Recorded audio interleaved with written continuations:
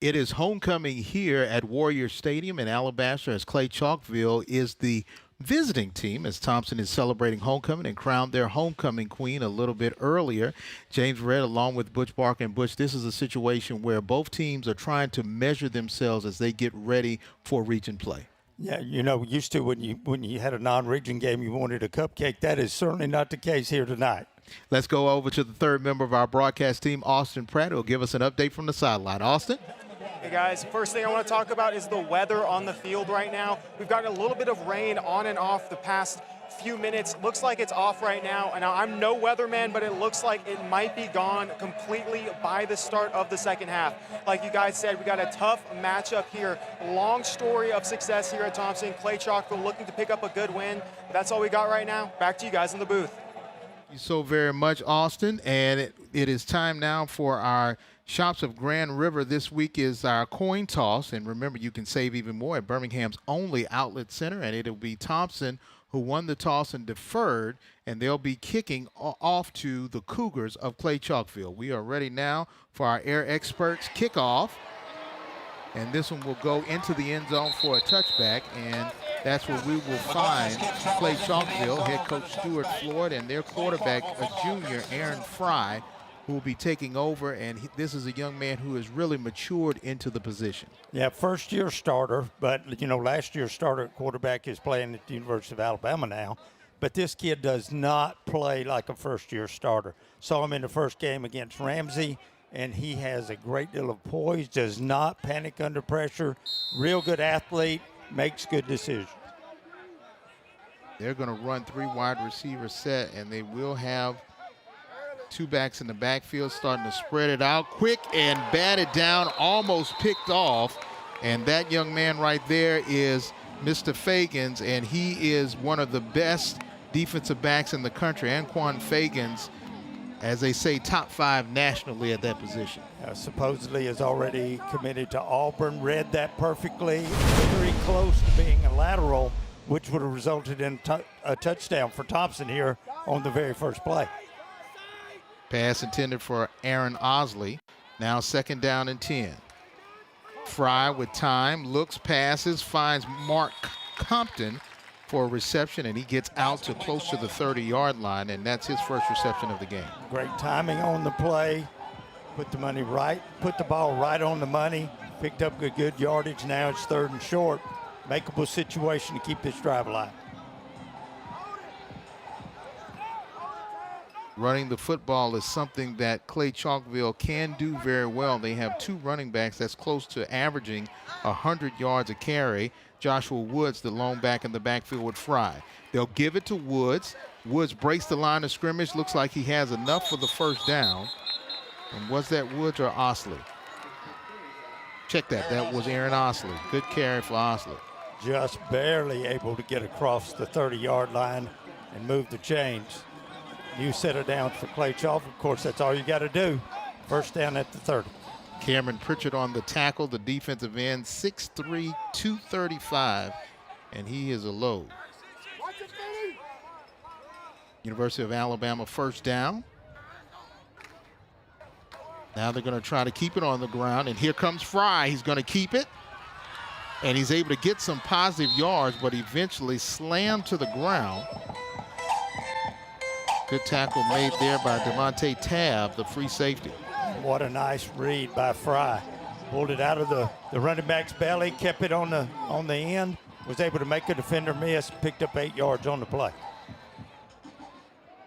Second down and 2 for Clay-Chalkville. Their head coach, Stuart Floyd, calling the plays. He was the offensive coordinator before elevated to head coach this year.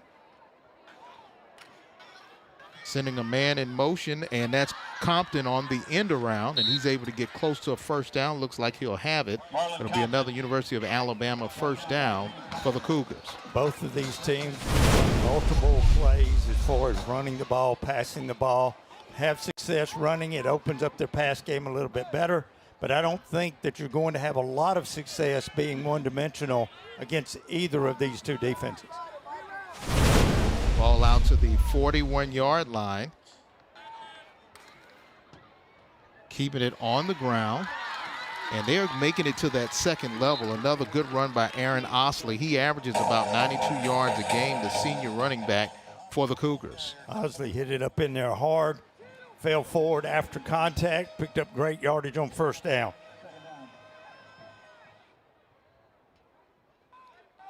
Once again, second and short. Their first down productivity has been outstanding so far in this opening drive. Compton goes in motion.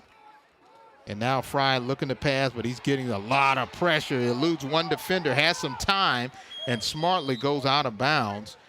Looks like he may have gotten back to the line of scrimmage, but he got a lot of pressure from Nicholas Austin. That's what I was talking about, Fry not panicking, even though this is only his 5th start.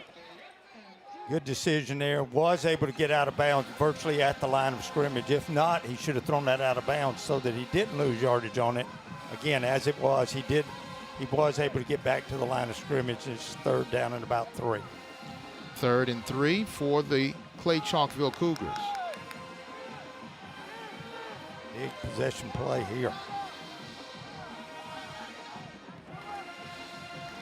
Handoff again to Osley. And he looks like he has enough for the first down. And they will move the chains as the rain starts to come down. And for head coach Stuart Floyd, another University of Alabama first down, he said that's the only thing that has really been a hindrance for his team is the fact that for 2 games straight they had to play in the rain. This is their 3rd game where moisture will be a factor. But, you know, on these new turf fields, it shouldn't slow them down at all. It doesn't hurt as far as footing, but it does as far as handling the football and turnovers and that type of thing. Once again, giving it to Osley, and Osley able to get some more positive yards. Osley a workhorse at running back position. Pretty good size for a running back, great speed. If Clay-Chalk was able to have success running the ball here, then they'll use the play action in the pass game for the big plays and in long yardage situations. Trenton Cheatham able to make that tackle for Thompson. Now 2nd down and long. This is the first time they've been looking at 2nd and 8 in the drive. Fry with time, and he has some room to run, and he will run. He looks like he'll have enough for the first down. He turns the corner and runs out of bounds, and if it wasn't for the out of bounds, he would have gotten a University of Alabama first down and even more. You see what I was talking about. This kid does not look like he's a first-year starter at that position. Great decision-making there. Easy to panic with all that pressure. Instead, he tucks it, uses his athleticism, easily picks up the first down. Sheets of rain continue to fall here at Warrior Stadium. 1st and 10 now at the 30-yard line of the Warriors. Pitch out. And he's able to turn the corner, and Osley able to get some positive yards. Finally brought down by Cameron Pritchard, who knocks him out of bounds. Boy, Clay-Chalkville, impressive start to this football game on the offensive side. Excellent drive here, but you've got to finish. 2nd down and 5.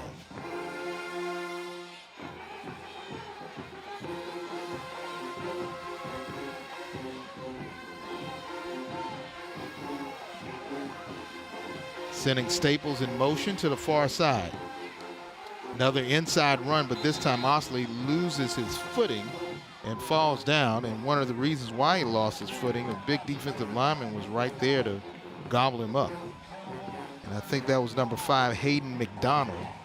And I have a problem with these big guys wearing these small numbers because those jerseys just don't pull down the same way. So a 5 looks like a 2 or a 0 or something of that nature. But that's just a broadcaster's complaint. Yeah, dark numbers on a dark jersey makes it a little more difficult from up here. But that was an outstanding defensive play.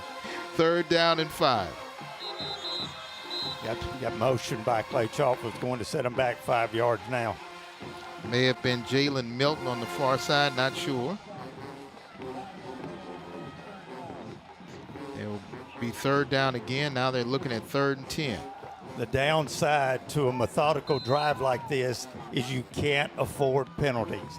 And that's exactly what happened here. We'll see if they're able to overcome it, but it's going to take a big play here, and they are not in field goal range. So they're either going to have to go for it on 4th down or punt it away. And their field goal kicker has only successfully made one field goal this season. Melton was the one going in motion. Now they're sending some pressure. High throw, catch made. Great reception by Marion Compton. And he is inside the 20 for a first down. And it's the Window World red zone. Simply the best for less. Boy, that is an outstanding catch, but even a better throw, and also credit that offensive line. Look how much time Fry has. It's like he has blinders on and does not see those defenders pressuring him at all. Stepped in, threw it right on the money. Big first down pickup there. So now Joshua Woods in the backfield at running back along with quarterback Aaron Fry. Now they have Osley in motion, two backs in the backfield. They're going to give it to Woods, and Woods able to get inside the 10 down to about the 9. You know, I know black always makes you look a little smaller in uniform-wise, but from up here it looks as though Clay-Chalkville has a size advantage on that offensive line. They're taking advantage of that, getting some movement, and even on just a straight, simple handoff, able to pick up 3. Coach Floyd said that he wants to try to find ways to get both of his running backs on the field at the same time. That worked out for them with a 3-yard gain. 2nd and 7. They can get a first without scoring here on their opening drive.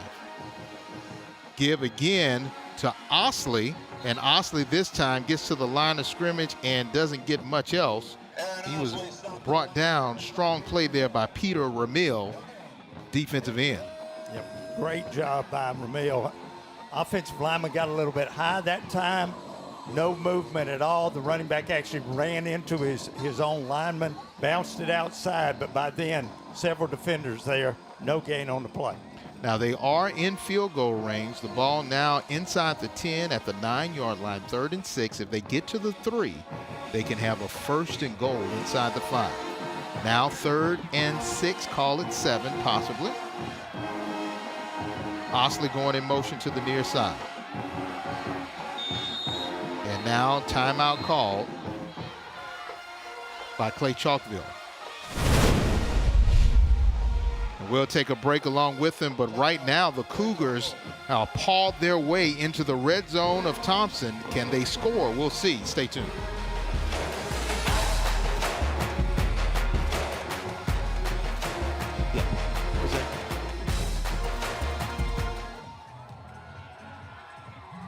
No. Every time they hit a first down, they got to look.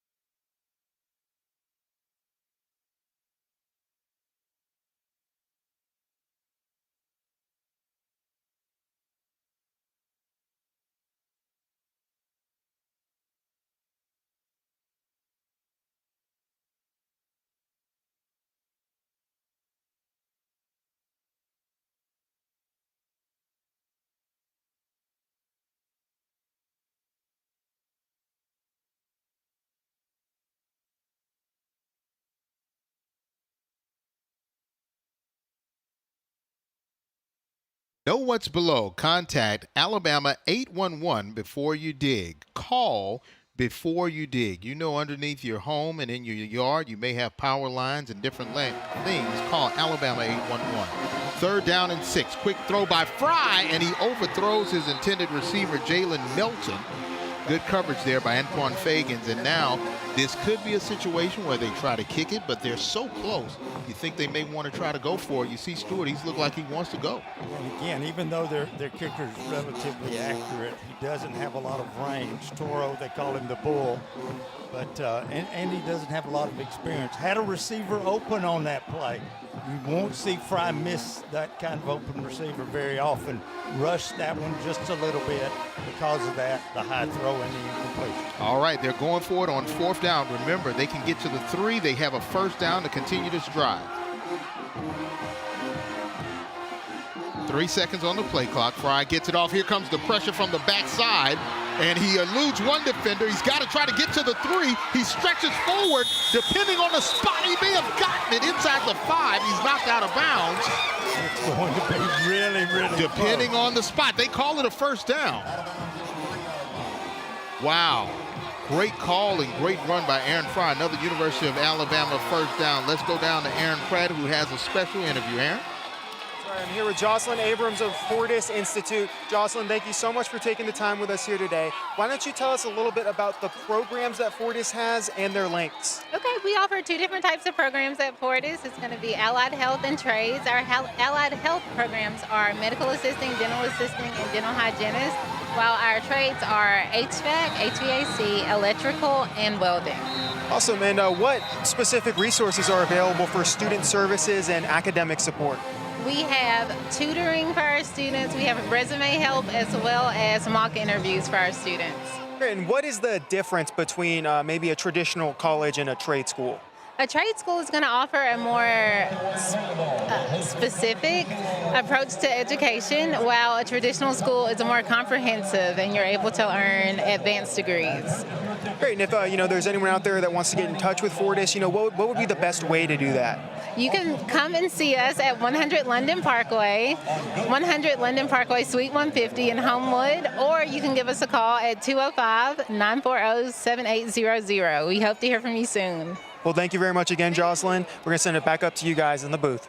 Thank you so very much, Jocelyn and Aaron. And that was a very good interview for Fortis Institute, but timeout call by Clay-Chalkville. They really did not like their offensive setup. And now they're looking at 1st and goal from the 3. The rain starting to come down in sheets, and now I think the players have adjusted. I think they just called that timeout so we could get that interview. Well, now that's true, too. Not miss any play. 1st and goal, full house backfield here. Got the jumbo package going, direct snap, and it's into the end zone. Joshua Wood with the touchdown. And it's a Mr. Sparky touchdown for the Cougars. And just like that, a 3-yard plunge, and the Cougars are on the board first. Well, I tell you, impressive drive. What an impressive job of getting that in the end zone. I'll just tell you now, the Cougars were simply more aggressive at the point of attack to get in the end zone right there, resulting in the 6 points. Joseph Del Toro with our point after attempt. And we've got a whistle and a flag.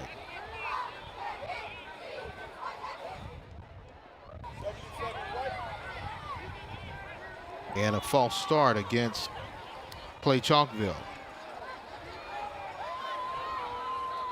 Del Toro moving back a little bit. Yep, make it a little more difficult.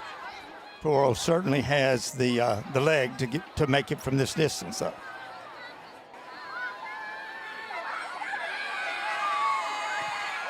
And the kick is through. And now he is 25 of 26 on point after attempts.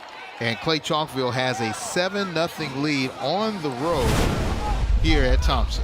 I tell you, a very impressive drive. Look how physical those guys are up front, as well as your running back. Great play call. You had numbers at the point of attack. Easy run, easy score, great drive. We'll take a break. We come back. We'll see if the Warriors can answer as the Cougars have a 7-0 lead here on Friday Night Rival. Stay tuned.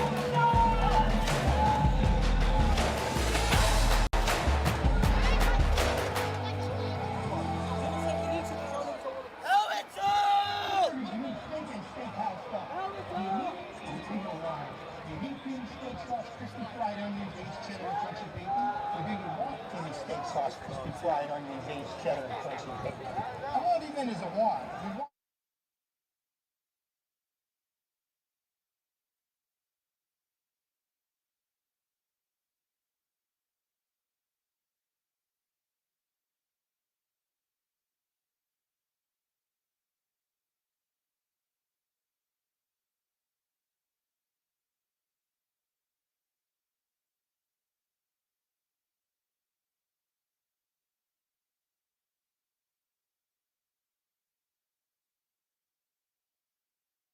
At Benjamin Franklin Plumbing, we're committed to ensuring safety and quality at your home's drinking water, a pressing concern that has been at the forefront of public health discussions in the presence of lead in plumbing systems.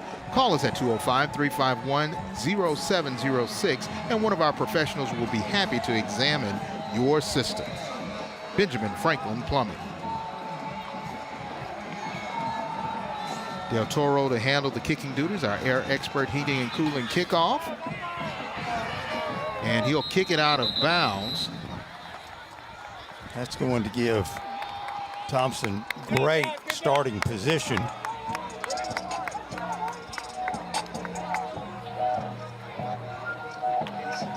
They'll have the ball at the 35-yard line. And now we'll get a chance to see Mark Freeman's offense. Struggled a little bit early on, but after their loss to Grayson of Georgia, they have really been clicking, scoring a lot of points. And of course, Seaborn, the quarterback who's beginning his third year as the starter. Just in the 10th grade. First carry really doesn't go anywhere fast. The defense, Chilton Black, able to make the tackle. First carry there by Michael Dujon. A great job of pursuit by the guys in the white jerseys. Nowhere to go that time, as you said, resulted in a 2-yard loss. Look for Seaborn to put it in the air here. Seaborn, no, he's going to hand it off. This time on an end around, and they're able to get some positive yards. Caught me by surprise, hoping to catch Clay-Chalkville by surprise. Not so much for them. About a 4 or 5 yard gain on the play, though. Dujon again on the carry. Tempo. Rain sort of misting as Seaborn trying to make sure he has good ball security. Pass, and it was tipped. Price Lewis was the intended receiver. He just couldn't bring it in. Yeah, you got to blame the conditions a little bit there. Throw was a little bit high. You put that one on the number, and I think maybe he's able to make that catch a little bit high. Tried to catch it with his hands. Did everything right, but again, wet ball went through his hands. Incompletion, going to be forced to punt. And John McGuire will do the punting. Very good punter for Thompson. Another Auburn commit. During warm-ups, this guy was booming it when he punted the ball. And that's what we're talking about. That is a boomer, 50-plus yards, and it goes into the end zone for a touchback. My goodness. Had he kicked that from the 5-yard line, that would have gone into the end zone. And that is the tip of the spear for your defense. But right now, the defense for Thompson got to do a better job to really corral this young man, Aaron Fry. So far, he's close to 100 yards of total offense, 26 yards rushing, 27 yards passing in the first drive alone. Fry is making great decisions, but credit those two running backs, both of them running hard. That offensive line has done an outstanding job, both giving Fry protection and giving those running backs space. First down from the 20 for the Cougars, up 7-0 here in Alabaster. Going to go end around to Aaron Osley. Osley able to get enough for a first down, actually 12 yards on the carry. Another University of Alabama first down for the Cougars. Outstanding play call by the staff for the Cougars. Osley wasn't touched till he had already gained about 6 yards on that play. Big gain on first down, moves the chains again. Ball out to the 32-yard line. First and 10. Low snap. Fry tries to recover. Now he's trying to find someone. Can't. He's going to run it and goes out of bounds. Close to another first down. Able to get out to the 40. Again, James, I tell you, this kid just impresses me so much. Fumbles the snap, but watch how there's no panic at all. He goes right back into getting his reads downfield, makes a good decision. Nobody's open, picks up good yardage, and gets out of bounds. And once again, I sound like a broken record. In the first drive, they had at least 3 second and shorts. Now they're in a second and short here on their second set of downs in this drive. It makes it tough on the defense. Have to defend against everything here. Fry's going to keep it. Gets enough for the first down. Stretches out to about the 43-yard line. Yeah. Good play call. Nice design. Had a kick-out block coming from one of the guys on the inside. Well defended, but still, because they did have second and short, they were able to move the chains. The rain starting to come sideways, and it's whirling. You can see the wind if you look in the lights. The rain is misty, but the wind is really strong. Remnants of Hurricane Helene. Nice inside run, and this time the defense is able to wrap up and slow down. And that's Phineas Pyers as the tackler for Thompson. Well defended, but as you look at it, James, again, they picked up 5 yards on the play. I'll take 5-yard gain on first down every time. Sets them up in great shape again on second down. And you mentioned earlier that Clay-Chalkville has played, this is the third time in rain conditions. They look like their old hats at it. It doesn't seem to be bothering them a bit. Second down and 5. They send Woods out on the far side. Oh, the ball is batted and it's up in the air and almost intercepted. 2 Warriors had an opportunity to touch it, but they couldn't decide who wanted it. Micah Fleming looked like he had a bead on it, and it just went through his hands. It's a great job, first of all, by the defensive front, getting pressure, got an arm up and batted the ball up in the air. As you said, James, either of these guys could have made that reception, but both of them went after it. It's not like in baseball where you can call it and say, hey, I've got it. Both of them with great effort, but it falls as an incompletion. Third down and 6. Less than a minute to play here in the opening quarter. Fry with plenty of time. Nice pass and incomplete. Missed one on that play. Had a wide open receiver. Somebody in the secondary lost their coverage. Fry was unable to see him because it was on the backside, but he had an easy touchdown if he looks back to his left because he had a receiver streaking down that sideline. And Coach Floyd is thinking that they may have had some holding going on the backside with his other receivers. Now, 4th and 6 punting situation for the Cougars, and this is a good punt.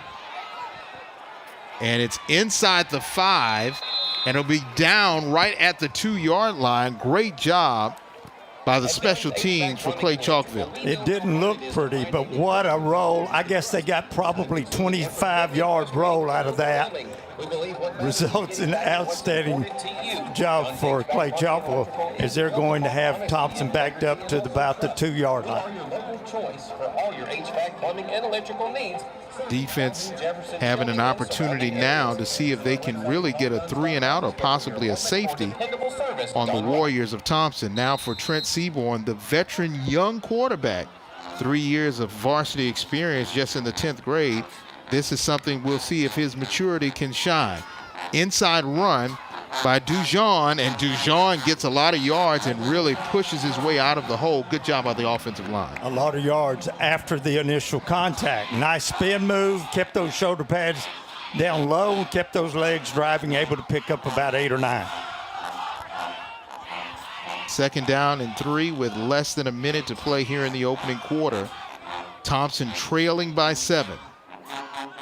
Last year's 7A runner-up.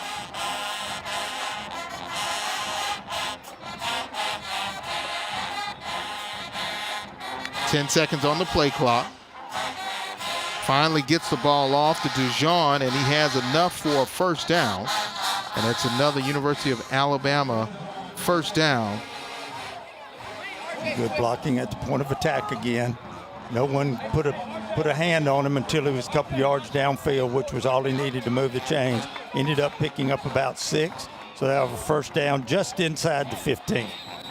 And that will end the first quarter. And what we've seen is fast play, strong defense by Clay-Chalkville. And for Thompson, they're still trying to find their way. Aaron Fry has been cooking it up here in Alabaster. 7-0 lead for the Cougars. Let's see if the Warriors can come back. Stay tuned.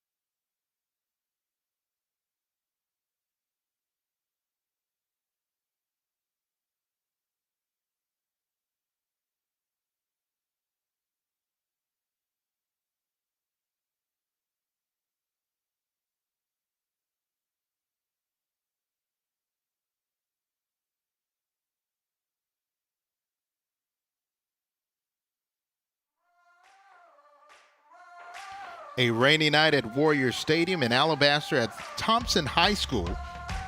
Class 7A state runner-up, but multiple state champion in Class 7A, going up against the reigning 6A champion, Clay-Chalkville, who has a early 7-0 lead.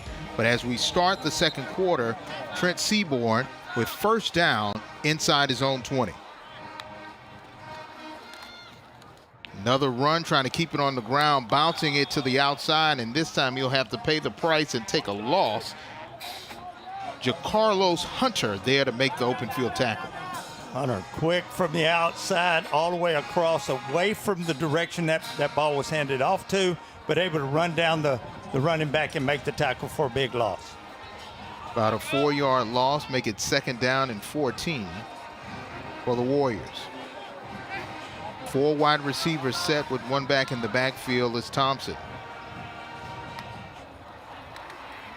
Going to hand it off to R.J. Evans, the running back, but this time not having it. Once again, strong defense, and they're able to really come up and make some plays. Necarius Allen and company there to make the play along with T.K. Slaughter, their linebacker. Another tackle for loss. Controlling that line of scrimmage.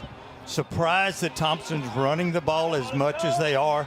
They want to get that established, though, to open up the passing game. Third down and forever on this play. They need to get the ball beyond the 25 for a first. Seaborn with time. Throws a beautiful pass, but it is batted away. Great job by the defensive back, Chilston Black, able to make a strong play. In cover 2, you've got a free safety back there. Made the move. The offensive receiver actually gets a hand on the defender's arm, or this one gets picked. Kristen Black able to make the play, laying his whole body out there. Full layout for Kristen Black. Let's see what McGuire does here. Punting from his end zone. Literally, the last pump would have gone 100 yards. So let's see what happens with this one.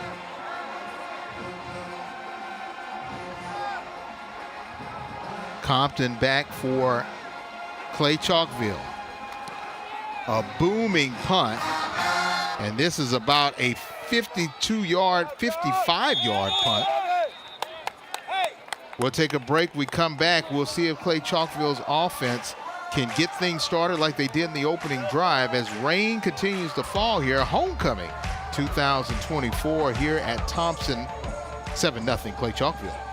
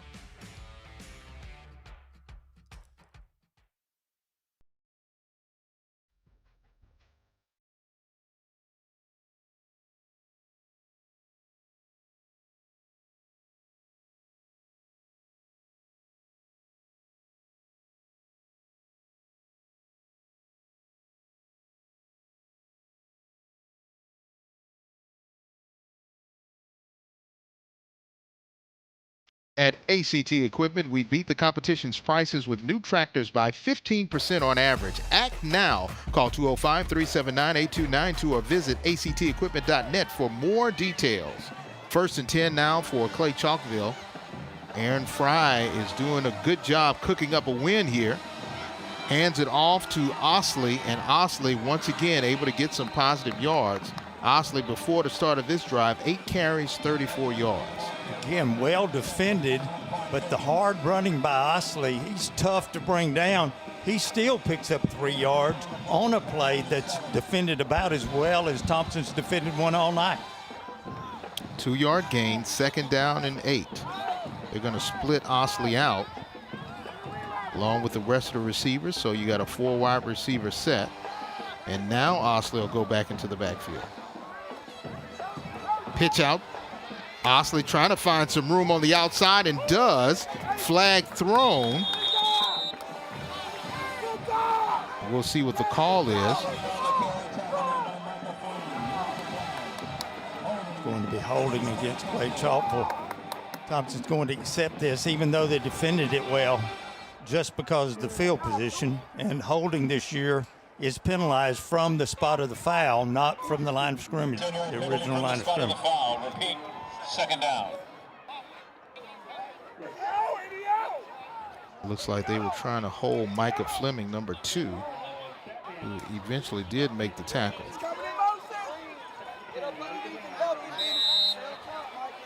So now 2nd down and 13.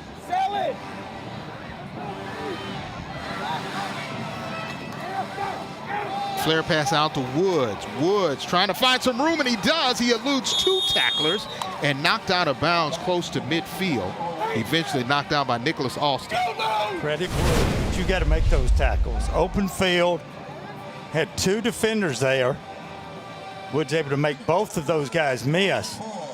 Pick up positive yardage, set up a 3rd down and relatively short. 4 when it should have been about 11 to go here on 3rd down. 3rd and 4 for the Cougars. Fry, intended receiver Compton just couldn't bring it in.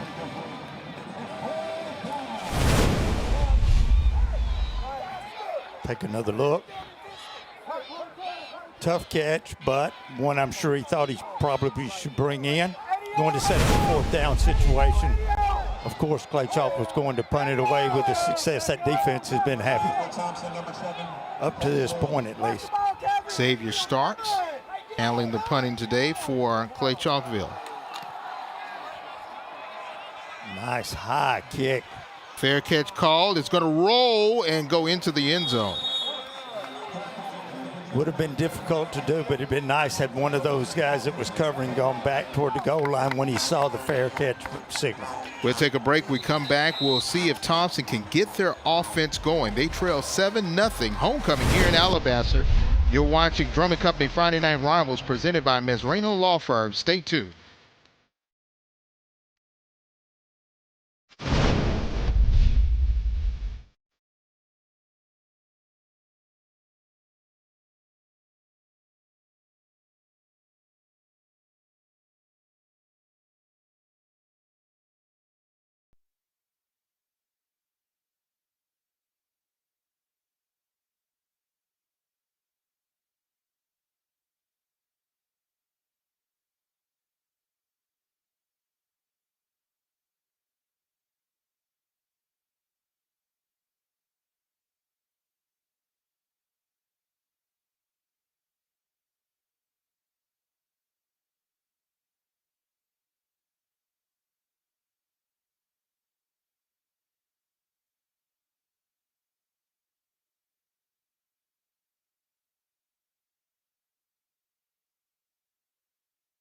Thompson trails Clay-Chalkville 7-0 as Trent Seaborn and company back out on the field trying to find a way to ignite this offense in the midst of a rainstorm on homecoming for the Warriors.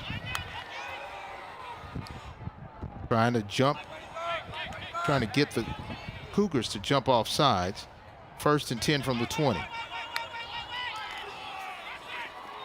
Trying to keep it on the ground, and they don't go anywhere fast. And let's go down to Austin, who has a special interview with Addiction Prevention Coalition. Yeah, that's right. It's Jerry Phillips with the Addiction Prevention Coalition, or APC. Jerry, why don't you tell me a little bit about what the APC does? Absolutely. So we're the Addiction Prevention Coalition, like you mentioned. We've been around for about 15 years now, and our primary focus is to let the community know about awareness and prevention of drug and substance abuse. Yeah, definitely. And what are some things that, the community should know? People watching or their families, what would you want them to know about the APC? Absolutely. So the biggest thing that I want everyone to know about APC is that we encourage parents to educate your children as early as possible. It is never too early to let your children know about resisting the temptation of drug and alcohol abuse. And as far as specific programs, is it more so centered around substance abuse, or do you guys offer more than that? I'm so glad that you mentioned that. I'm actually the mental health project coordinator. So we go into the schools and we are focused on letting students know that it's okay not to be okay. Mental health is such an important topic, and a lot of times it's overlooked, especially in our children and teens. So we do have so many projects and programs around mental health as well. That's great. And what should people do if they want to be involved with the APC? Absolutely. So if you're watching this, we want you involved with APC. You can visit our website at apcbham.org and sign up to be a volunteer. Awesome. Well, thank you very much. And with that, we're going to send it right back up to you guys in the booth. Thank you, Austin. And Addiction Prevention Coalition does a lot of good work, and that work is needed in our community right now. And we had Jaden Kelly Campbell, who really helped Thompson get out of a hole, and his reception got them out to the point where they are now, to the 36-yard line. But now they're looking at 3rd down and 10. Clay-Chalkville in a pass prevention defense. Bring the blitz. Seaborn and looking for a receiver, and the receiver just can't bring it in. And that was Dalton Willis, the intended receiver. And Coach Freeman said he'll be playing a lot of new guys, and Angel Jones there on the cover, on the intended receiver. So now another punting situation. McGuire back to punt. We've seen him kick 2 50-plus yard punts, but the officials have stopped play.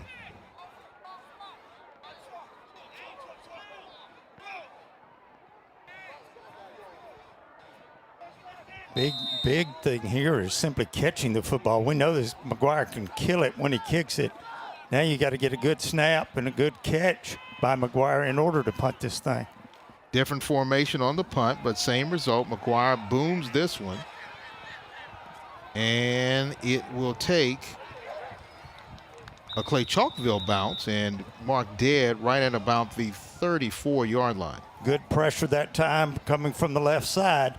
Resulted in a shorter punt than normal.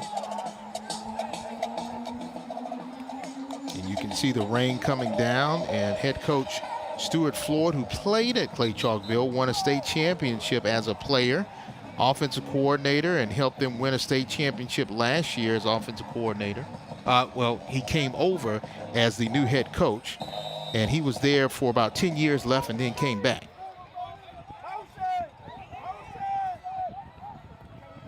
First and 10 now, good field position from the 34. Osley keeping it on the ground, and he gets a huge hole and close to another first down. He'll have 2nd and short.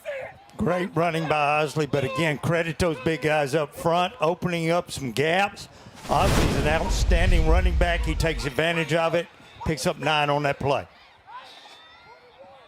So now another 2nd and short, which has really been their go-to thing in this game. They've had a number of 2nd and shorts, a lot of great first down positive plays for the Cougars.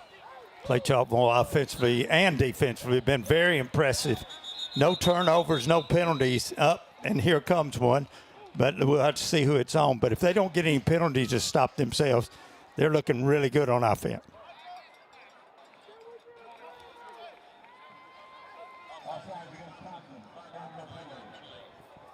And this one's going to go against the Warriors. So first down by way of the penalty helps Clay-Chalkville out a little bit more as they near midfield. And that will be a shots at Grand River first down for the Cougars.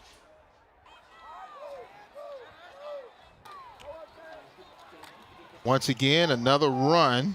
Keeping it on the ground is Osley. And he's right at midfield. That's as well as Thompson's defended the run all day.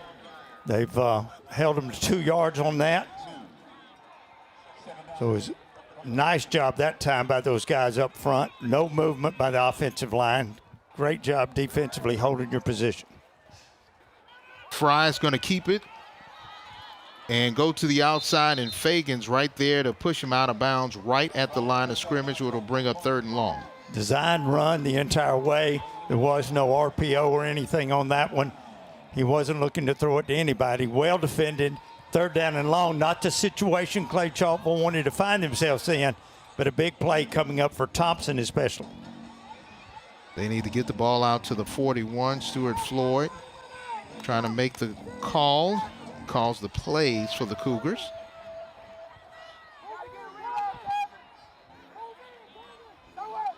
They're going to keep it on the ground. Joshua Woods on the carry.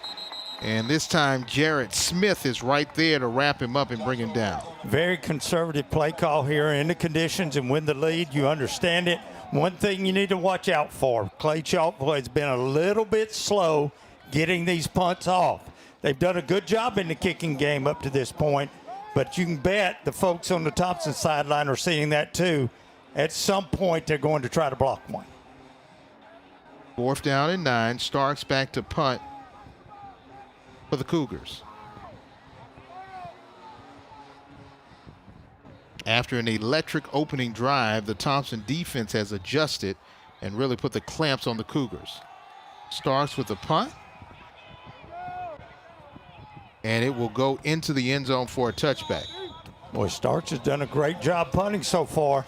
Got a guy that's committed to college on the other side, but Starks is doing a great job for the Clay-Chalkville Cougars.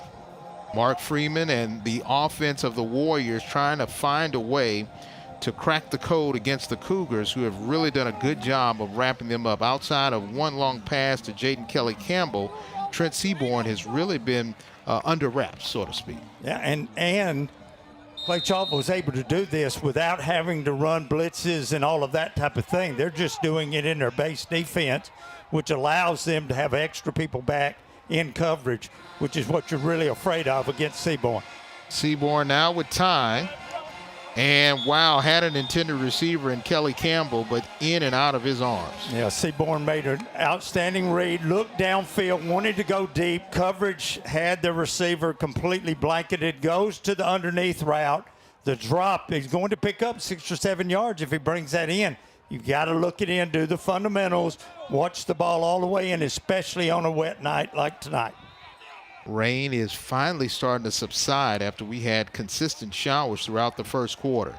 Quick pass, reception made, and second and third effort will give R.J. Evans enough to get a first down, and great job for the run after the catch for Evans. Boy, credit Evans with a lot of extra yardage on that one.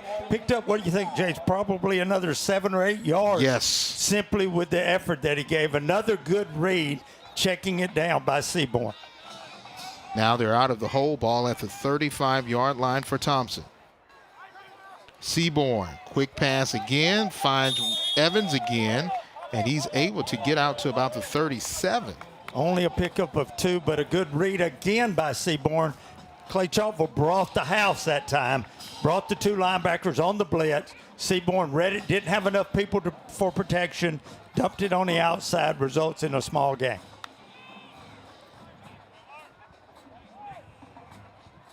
Second down and 8. No huddle, check with me type offense. Keeping the defense on their toes. Evans going to the outside in motion. Long pass and incomplete. Nobody was anywhere close to it. Closest was Price Lewis. Seaborn got a little greedy on that one. He had been taking the underneath routes, which is what Clay-Chalkville has given him. Wanted to get a big chunk that time. The receiver was well covered. He had a dump down again out on the left sideline. Would have been good for 4 or 5 yards. Went deep and resulted in the incompletion. And you can see, if you can do lip reading with Mark Freeman, he was telling his receivers to run the route. Somebody ran the wrong route. Well, that definitely makes it more difficult when your quarterback's putting it up and expecting you to do something differently. Third down and 8. Another quick pass, reception made, this time to Lewis, but Lewis is wrapped up. Should be about 2 yards short of the first. Decision Xavier Starks there on the Freeman. tackle. Yes. Yep, I mean, the offense hasn't had a lot of success. You 4th down and short, big momentum, boost here if you're able to get this. But at the same time, there's only 3 minutes remaining in the first half. And it looks like he's kind of thought better of it and decided to kick this one away. Offense will go off the field. Special teams on the punt unit. And Joey Jones, who played at Alabama, coach at one time at South Alabama, helping out there with Thompson. This is a booming punt again.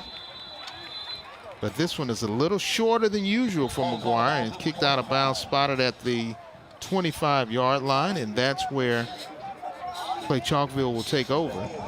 2 minutes, 45 seconds before the half, so not a lot of time. Not going to be able to be as methodical. Don't know if they'll really start opening it up.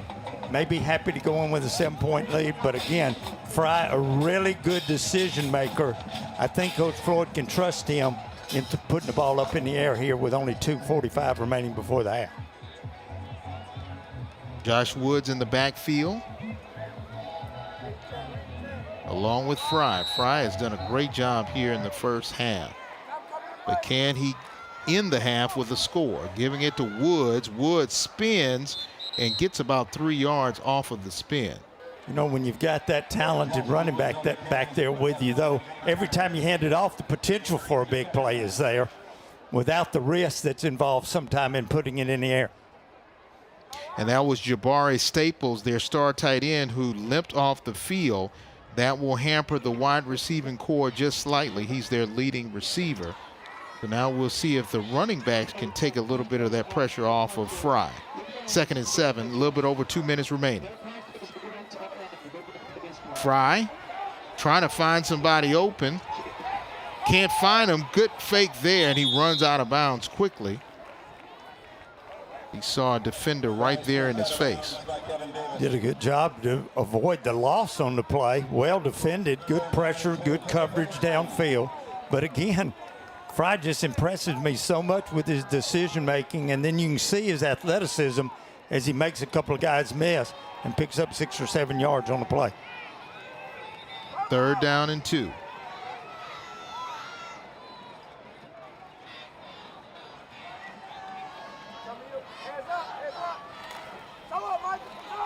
Once again, a handoff, and gets upended, but has enough for the first down is Josh Woods. And a good tackle, open field tackle made there to really stop him, and that was Vincentius Pyers on the tackle.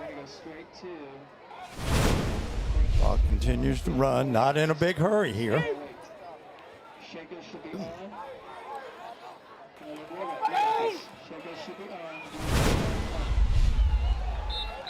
Trying to go out wide, and Fagans is right there to corral Osley. And a very dangerous play too. If that ball is not complete, it's a lateral. Yes. So you know that's a tough one for me to call at this point in the ball game.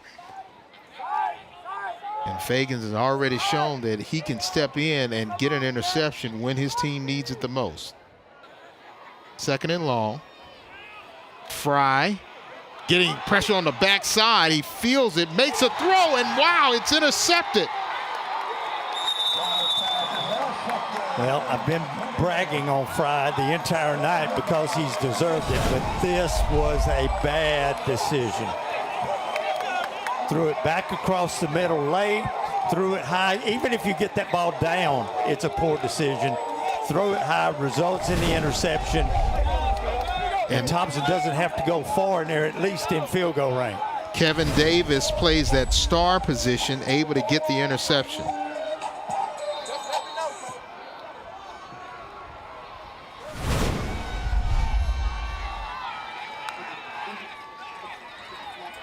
And now this time, the defense for Clay-Chalkville says, no, we're going to shut the door also. You can do Thompson, it. But there is no doubt that the strongest part of this team for Clay-Chalkville is that defensive front. No doubt. Timeout Thompson.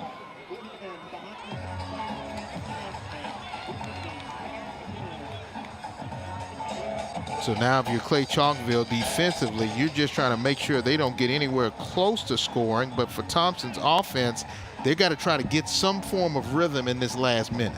No, you're right. Thompson definitely could use some points out of this, even if it's 3. And remember, McGuire not only is an outstanding punter, he also handles the kicking duties as far as their field goals and extra point. So if they can pick up a first down, they're really in field goal range, but they need to get the first down. Of course, Clay-Chalkville was going to be guarding against letting anybody get behind them with the only 43 seconds remaining before that.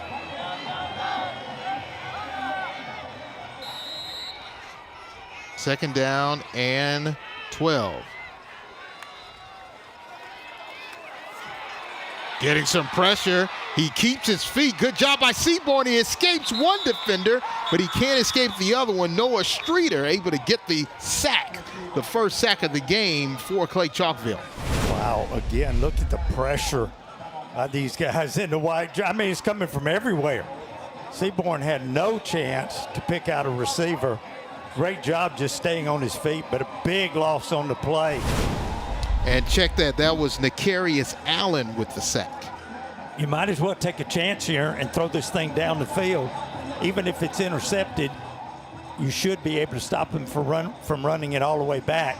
Not just a hand it off or kneel down situation here and take it into the half. Remember, Thompson does get the kickoff as we begin the second half, though, because they won the toss and chose to defer. So 3rd and 22. I don't know if Coach Freeman has one of those in his back pocket, one of those play calls in his back pocket. Coach, did you have one of those when you were coaching? No, but I will tell you this. I also didn't have somebody that if you get this ball down inside or around the 35, you got a field goal kicker that can possibly make it. So they don't really have to pick up the first down here in order to get in scoring position.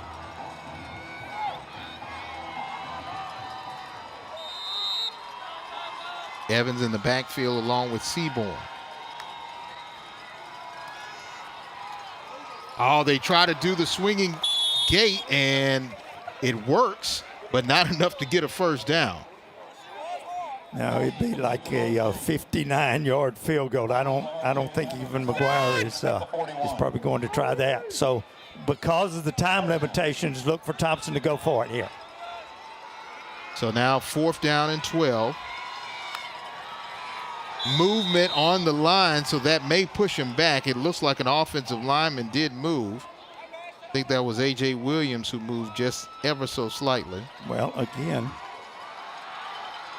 because of all the pressure this defensive front is putting on them, that offensive line trying to get set a little bit more quickly to do a better job.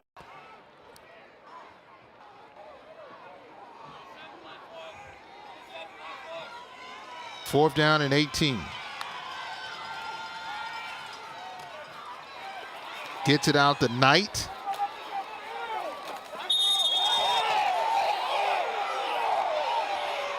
Check that. That was Darian Mosley on the reception. Excellent design on this call. Thompson thinking maybe they should have gotten a flag on this for a little more aggressive tackle when he was out of bounds, and I could understand it if they had thrown the flag, but never saw one come out. So Clay-Chalkville was going to take over here. Only 21 seconds remaining. I think they'll be very conservative and try to go in with a 7-point lead here at the half.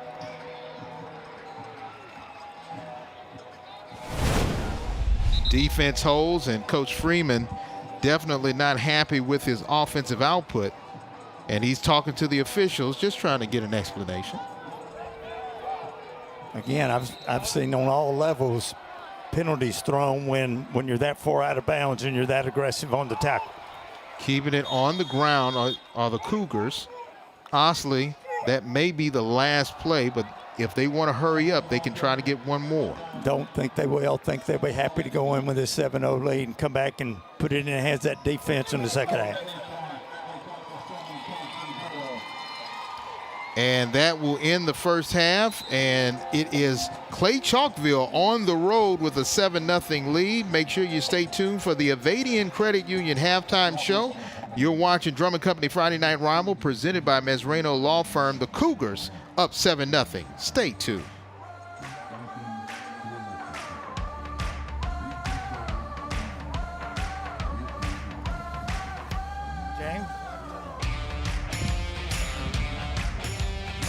We have to do one, possibly two segments.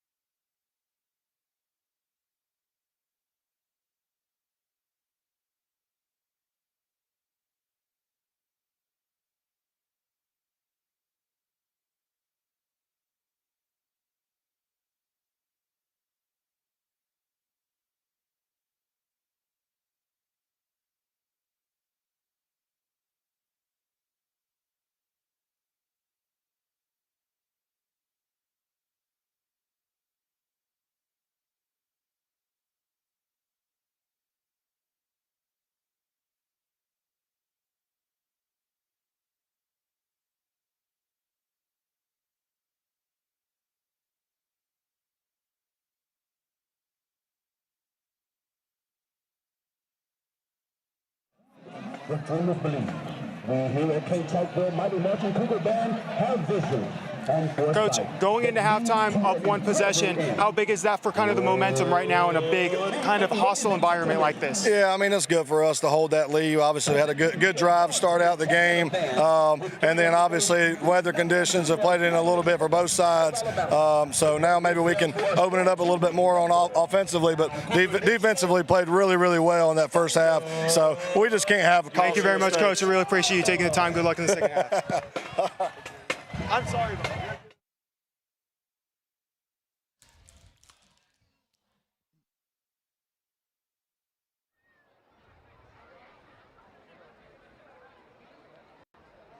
Law Firm Scholar, Athlete of the Week.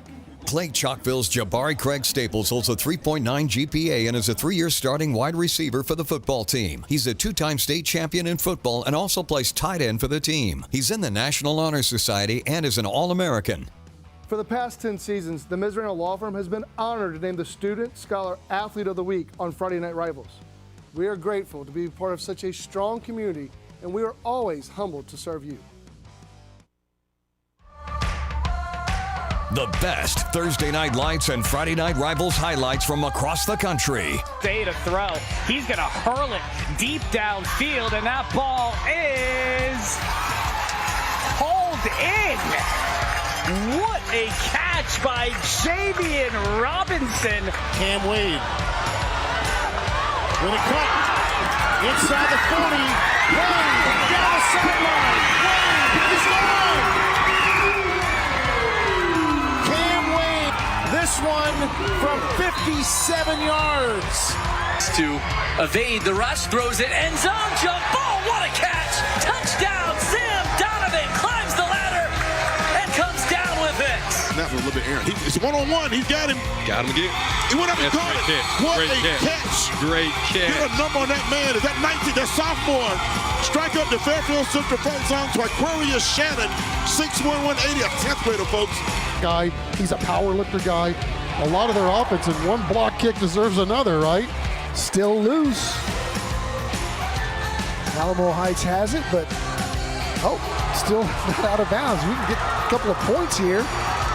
Another pitch, and they've got room. Miracle on the Mississippi. You got to be kidding. It's Max Bacon. Closed captioning is brought to you by Benjamin Franklin Plumbing, Mr. Sparky, and 1 Hour Air Conditioning and Heating.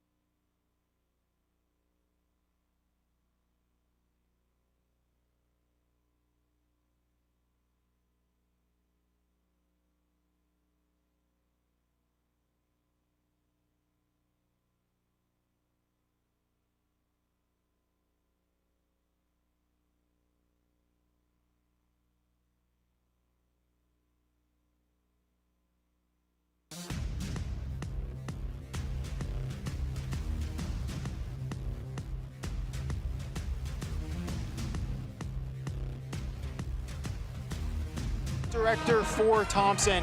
Vincent, why don't you tell me a little bit about kind of the success you guys have had here over the past 10 years? Yeah, well, we've been blessed. It's been a great 10 years. We've had a lot of success on and off the field and the court, and we've got a lot to be proud of in terms of the things that we've put in place, the facilities. A lot of credit goes to our superintendent, Dr. Wayne Vickers, our principal, Dr. Wesley Hester, and of course a lot of our coaching staff. But really proud of the multiple state championship, multiple runner-ups we've had an opportunity to garner over the last 10 years, and excited about the future.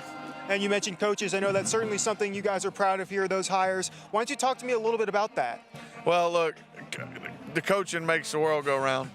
You got to have great coaches to lead young people, and then when it comes to knowing the game, you got to have great coaches. Kind of gone are the days where you can just kind of pull somebody out of the hallway and just ask them to fill a spot. It's about finding the best people.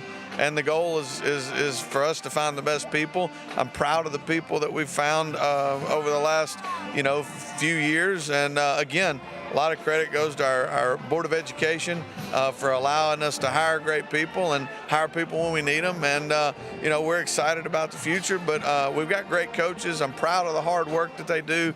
And, I just appreciate all that they do for our programs.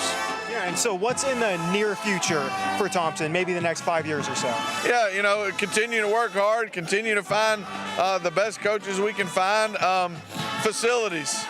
You can't, look, we've got a beautiful place. We're blessed.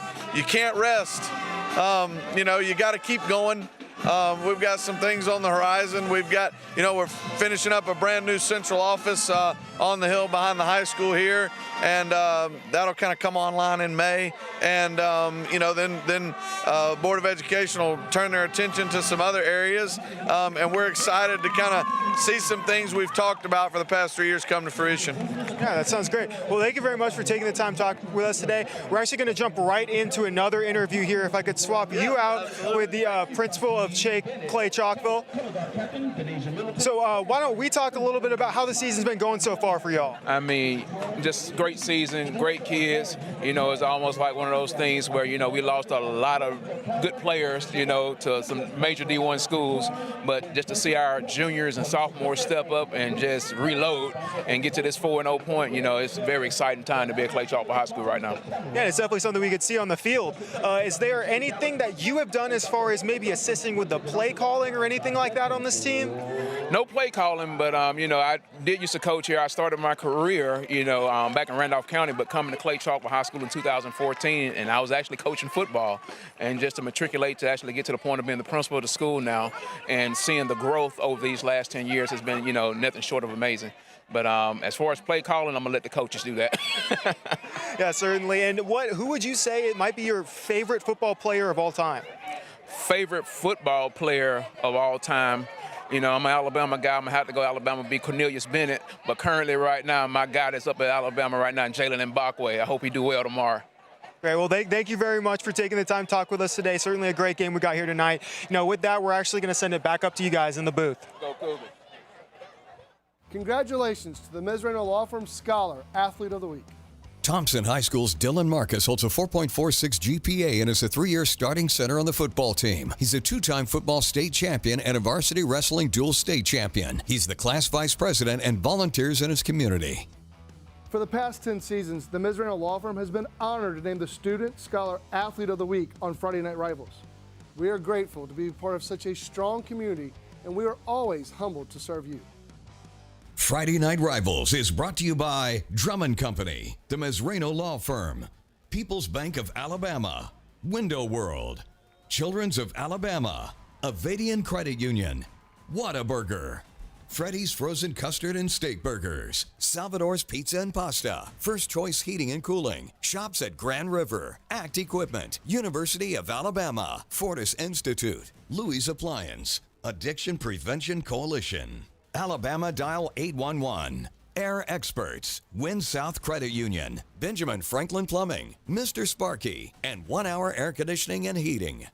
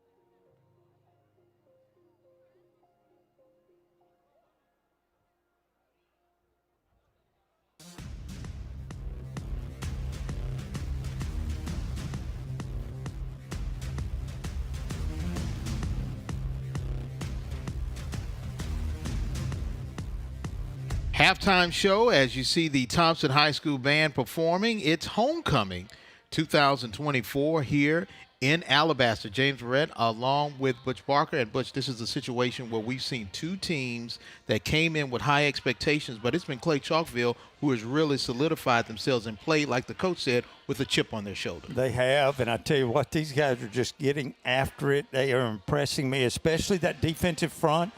Fry has also been very impressive at that quarterback position. Made the one big mistake with the interception late.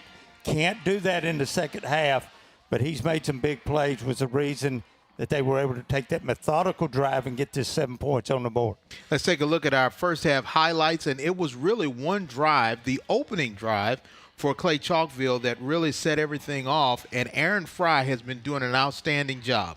Find Marion Compton, and that would set up Aaron Fry, who would try to run it and get close to the goal line, but this was important because he needed to get the yards for a first down, and laying that shoulder down he does, and Joshua Woods goes in 3 yards out for the score.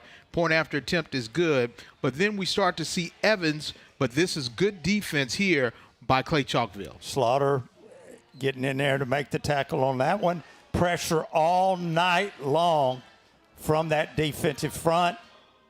Good coverage, able to play cover 2 in the secondary, not letting anybody get behind them. The wet conditions making it tough to throw the football. Clay-Chalkville has looked exceptional on both sides in every aspect thus far tonight. Now, when you think about Thompson, they normally have explosive offense, strong defense, but if you're Mark Freeman, if you're trying to get in his head, what do you tell your team to try to come out in the second half and play better? Well, you tell your team that they're up against a tough foe, and you're going to be tested tonight, just like you're going to be tested the rest of the season if you're going to get to where they're accustomed to being. And they certainly have a difficult foe ahead of them. They've been whipped in the first half. They've got to cut out mistakes, got to provide better protection, and they've got to get some type of running game. James, they had -4 yards rushing in the first half. And that's very rare to see that from a Thompson football team. But if you're Clay-Chalkville, you got to feel good with a 7-0 lead. But offensively, how do you get yourself reignited the way that you did in the opening drive? Well, I think they're going to try to be methodical as they were on that first drive. In order to have those types of drives, you can't have penalties. And, of course, the biggie, they've got to stay away from turnovers. Aaron Fry was able to run it and throw it, but he did throw that interception you're talking about, that big boo-boo. How does he avoid that going into the second half? Well, I don't think that he's going to make those kind. I've seen him play twice now live, and that's the first time I've seen him make a big mistake. And, of course, it could have hurt him. It didn't. But you can't do that in the second half. You'll let Thompson right back in it. Thompson actually has so many big play personnel on both sides of football. If Clay-Chalkville starts trying to throw it around and makes a mistake, they can easily get a pick six and get right back in this thing. They've had 4 defensive touchdowns on the season, even though they've only played 5 games. Stay tuned. We'll have more of the Avadian Credit Union halftime show. 7-0 is your score in favor of Clay-Chalkville. Stay tuned. We're talking about firearm safety with Dr. Jennifer McCain of the Emergency Department here at Children's of Alabama. So, Dr. McCain, I know that it's very important for parents to have these conversations with their kids about firearm safety. What are some of the major points they need to mention in these conversations? Yeah, I think it's something that you want to think about from an early age. And so starting from a young age, making sure that their kids know that guns aren't toys. And that they should never, ever touch a gun under any circumstance. And even if they think that something might be a toy, they should always consider it to be a gun and that it's loaded. And once they see it, they should not touch it, walk away, and find an adult. How about different age groups? Are there different messages for different age groups as parents think about these conversations? Yeah, absolutely. So the first little bit, the younger age group, I think the most important thing is don't touch, walk away. As they get older, kind of explaining some consequences of what would happen, thinking about they're watching a TV show or a movie or playing a video game that has guns in it, making sure the kids understand that's not real. There are not real consequences happening there. That if something does happen in real life, it could be forever. So this needs to be something they consider for long term. And then for older kids who are hunting, that's a kind of a different kind of zone. Thinking about how you handle a gun when you're out in the field. Always consider that it's loaded. Never look down the barrel of a gun. Always have the tip pointed downward. And having some hunting safety classes are always helpful too. And if you do have a gun in your home, there are a couple different ways you can secure it so that your kids stay safe from it if they do get to it. Absolutely. So talking to your kids is important, like we talked about earlier. Kids should understand that guns are dangerous and they should be careful with them. But more than that, us as adults need to be aware that those guns are dangerous and that we need to put them away safely. And so if we secure the guns, there's less for the kids to have to worry about. So as we secure them, the most important thing is to put it away, have it unloaded, have it locked, and keep the ammunition separately. So you have the gun locks, you have the gun safes, so a lot of different ways, right? Absolutely, yes. So there's gun locks, they're cable locks that can go through an unloaded gun. There's also trigger locks, which go around the trigger, of course. And then there's safes, and there's some really cool kind of new technology that's biometric that you can use your fingerprint, and it's only available to you. Wow. And so that keeps a gun out of anybody's hands that don't need to have it. Any kind of unauthorized access. So people, of course, kids, you don't want kids touching it, teenagers getting into it and playing around with it, and you don't want anybody stealing your gun. So that way we're protecting it from all kinds of different sources. Very important to secure your firearms and have these conversations about firearm safety with your kids and teens. For more information, go to childrensal.org.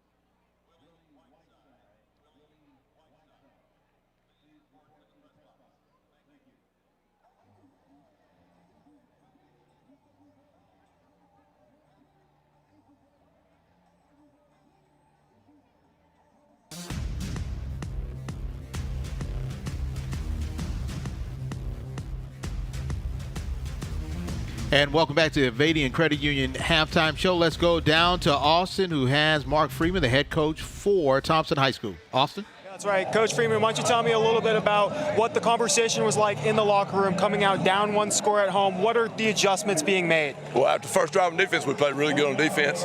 We got to catch balls. It's high school football. We got to catch balls. We got to do the things we practice all week, and we're working through all that, and we're fixing to get the drive right here and go down and score. And what are some things that you guys have been doing really well today that have kind of led to obviously only letting one score here on the defensive side of the ball? There's a lot of praise to be said for that. Yeah, absolutely. You know, and we got to play and control what we can control, and we got to make plays. We got to run the routes we're supposed to run and get the ball delivered, and we got to catch the ball. The rain hurt us a little bit. We had a lot of stuff in tonight that we wanted to get the receivers involved early, and the rain hurts a little bit, but that's football, so you got to work through that. we're a play or two away on some runs in the first half that we run some RPO stuff. If we hand the ball off, I think we had some runs. But it's football. We got to play. We need a good drive right here. It's going to make a good drive. Certainly. Thank you very much, Coach. With that, we're going to send it back up to our team in the booth. So very much, and trying to make those adjustments that we were talking about during halftime, but they really got to figure out a way to get this offense going. The rain stopping helps. Well, you got to like how positive Coach Freeman is, and you can bet he was that way with his players. That's going to have them coming out here optimistic to start this second half. Let's take a look at our halftime stats provided by Fortis Institute. And so far, when you look at rushing, it says 10 for 4, but actually it's supposed to be -4 on 10 carries. A lot of rushing yards for Clay-Chalkville, but the passing yards, a little bit deceiving because it looks like it was Thompson that had more passing yards, but actually it was more positive yards for Clay-Chalkville. Well, what happened, 6 for 12 is not bad, but Clay-Chalkville was holding them to all underneath routes, short gains on the play, and the biggie for Clay-Chalkville, of course, was the 18-yard completion that resulted in a first down on 3rd and long that kept that opening drive alive that resulted in the touchdown. And when you look at Thompson and those players talking to Coach Freeman, I asked him, was it a letdown after them losing after 4 straight state championships? He says, look, his players are human. They really get used to winning, but some of these guys really didn't play a lot on those championship teams. So now they're starting to put their stamp on a winning program and starting to learn what it takes to win. Yeah, it's amazing that you win 4 state championships in a row, which this program has done, and then come in second in the next one. But tonight they're going to have to pick it up because even though Clay-Chalkville is only 6A, one of the best teams in the state, I think. So now we'll get ready for Thompson to receive. They kicked off in the first half. Should have pretty good field position here because Toro does not have a big leg on these kickoffs. Usually doesn't kick it real deep. And, the opening one, he kicked out of bounds, so Thompson was able to start at the 35. Angel Jones back deep. And Joseph Del Toro to kick for Clay-Chalkville. Our air experts heating and cooling kickoff. And they'll take it at their own 12-yard line. Trying to find some room to run and gets pushed out of bounds. Decent field position. Angel Jones on the return. Again, not real deep, but good coverage. Contained him pretty well, and on a kickoff that only went down to about the 15-yard line, they kept him inside the 30. So we expect to see a different Thompson offense since now the rain has subsided, a dry ball. R.J. Evans in the backfield with Trent Seaborn. Going to have to protect if they're going to have a different offense. Giving it to Evans, and he finds some room on the short side of the field and is eventually pushed out of bounds by Deion Collins. The offensive line didn't get a great deal of movement that time, but they neutralized the point of attack. Good running, got to the outside, and was able to pick up the first down, move the chain. Another University of Alabama first down. Remember, University of Alabama, where legends are made. 1st and 10 from the 35. Keeping it on the ground. Here comes Evans. Evans has a lot of room to run beyond midfield to the 42-yard line. Check that, the 38-yard line. Another University of Alabama first down. University of Alabama, they don't chase success, they define it. Learn more at legends.ua.edu. Great play call, great execution on the little trap play. Excellent running. This time well defended again. That was by far the biggest run that Thompson had on that previous play. TK Slaughter right there to bring down Evans after he got a long gain on the rush. And that should have been a wake-up call for these guys defensively, that you're going to have to increase your intensity or at least maintain it in the second half. Thompson's not going to roll over for you. 4 wide receiver set for the Warriors. Evans going in motion on the far side. Seaborn finds Evans, and he is quickly wrapped up. Good open field tackle made there by Giancarlos Hunter. Boy, that's a great open field tackle. Nice read by Seaborn. He went to the open receiver, but an excellent job in space coming up and dropping the receiver as soon as he makes the reception. Now 3rd down and 11 for Thompson. Plenty of time on the play clock. Oh, and then they throw the flag. Are they saying that there was movement on the defensive line? Sort of a delayed flag there after the clap. We have a disconcerting act by the defense, 5-yard penalty. 5-yard penalty makes it 3rd manageable now for Thompson. And probably puts him in field goal range. Yes. Seaborn hands it off to Evans. Evans' second effort gets beyond the line of scrimmage, but short of the first. Inside the 35 down to the 33. Let's see what Coach Freeman does. I expect he's going to go for this, but like I said, well within the range of McGinnis. Even though it would be a 50-yard field goal attempt, the kid's got that kind of leg.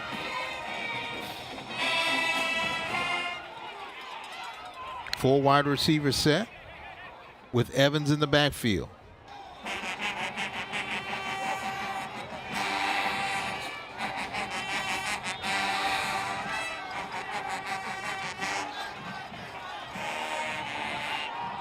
Going to have to get this off quickly on the 5 seconds. He does get it off in time. Oh no, they say timeout was called. They were a little gun shy on that one. They didn't want to take a chance, and they called the timeout. We'll take it with them, and Addiction Prevention Coalition timeout, but we'll see when we come back. Can Thompson get on the board as they trail 7-0 here on Friday Night Rivals? Stay tuned. You're right, they did get it off in time, but the coach didn't think they were going to.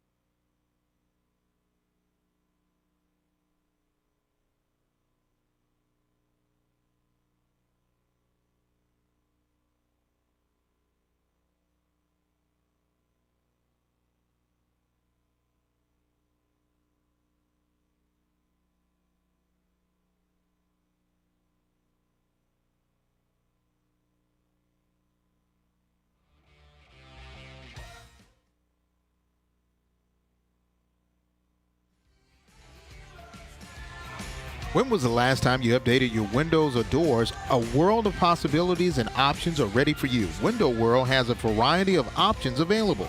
Call us at 205-916-2189 or visit us online at windowsworldalabama.com for more information. Bunch set up on the home side. 4th down, Seaborn looking to run, passes it, finds a receiver. Looks like he has enough for the 1st down. TK Slaughter there to make the tackle. What a great job by Trent Seaborn. Bought himself some extra time by scrambling forward toward the line of scrimmage, found his receiver, delivered it right on the numbers, moved the chain. Trey Knight on the reception. Now trying to run away from their strength, and a good run there once again by Evans. Yeah, big 96 for that defensive front. Got great penetration. That's McIntyre. Got some help from his buddies in the secondary. Still gained 3 yards on the play. 2nd down and 6 for Trent Seaborn and company.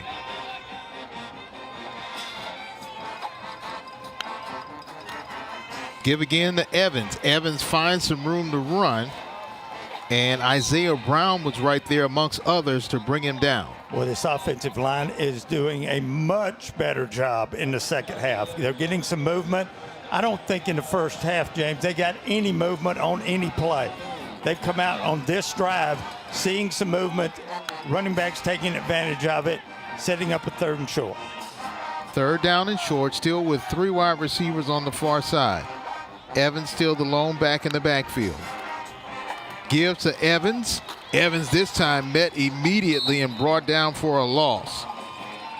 Certainly good job by Randall Cole. Certainly going to go for it with it this short a distance, but credit that defense again. Those white jerseys were there, a lot of pursuit, virtually no gain on the play, big 4th down play. Goes with the clamp to try to draw Clay-Chalkville off sides. Long time consuming drive here. That's good if you put points on the board. Not so good if you don't. Watch Patrick number 6 coming in trying to get the tackle, and looks like they stop him short depending on where the spot is. Boy, what great pursuit. Nice aggressive tackle. Came up high and brought the running back down so he didn't fall forward for any extra yardage. Clay-Chalk was going to take over on down. Evans trying to run away, but could not find a hole big enough to get to the 1st down marker. They closed it up as soon as they saw the hole open. Look at the pursuit coming from the inside. Those 2 guys get there, keep their feet moving on defense. Don't allow the running back to pick up that extra half yard. The Cougars take over. It was Isaiah Brown and Randall Cole who made the 1st down saving tackle, and now it'll be Aaron Fry and company with their first opportunity here in the 3rd quarter. Again, used up a lot of time and didn't get any points out of it. First carry goes nowhere for Clay-Chalkville. Defense playing some inspired football on that play, stops Woods in his tracks. Well, I don't know what Coach Freeman and his staff said to these guys, but they're showing a lot more aggressiveness, enthusiasm, a lot more life here to open this second half. Both on the offensive side, a nice drive that didn't result in points, but a good play defensively on that 1st down play. They put Compton in motion. Fry with time. Ball is batted down. Good job there by Jarrett Smith. Big number 4. He's 6'6", 250 pounds. Nice job getting that big paw up, knocking that one away. Fry's needs to throw that one out of bounds. No one was open. He almost made a critical mistake there. The defense was sitting there, and even though the defensive lineman got his hand on that, his teammates probably wished he didn't, because he had a couple of guys behind him that might have picked that one. Yes.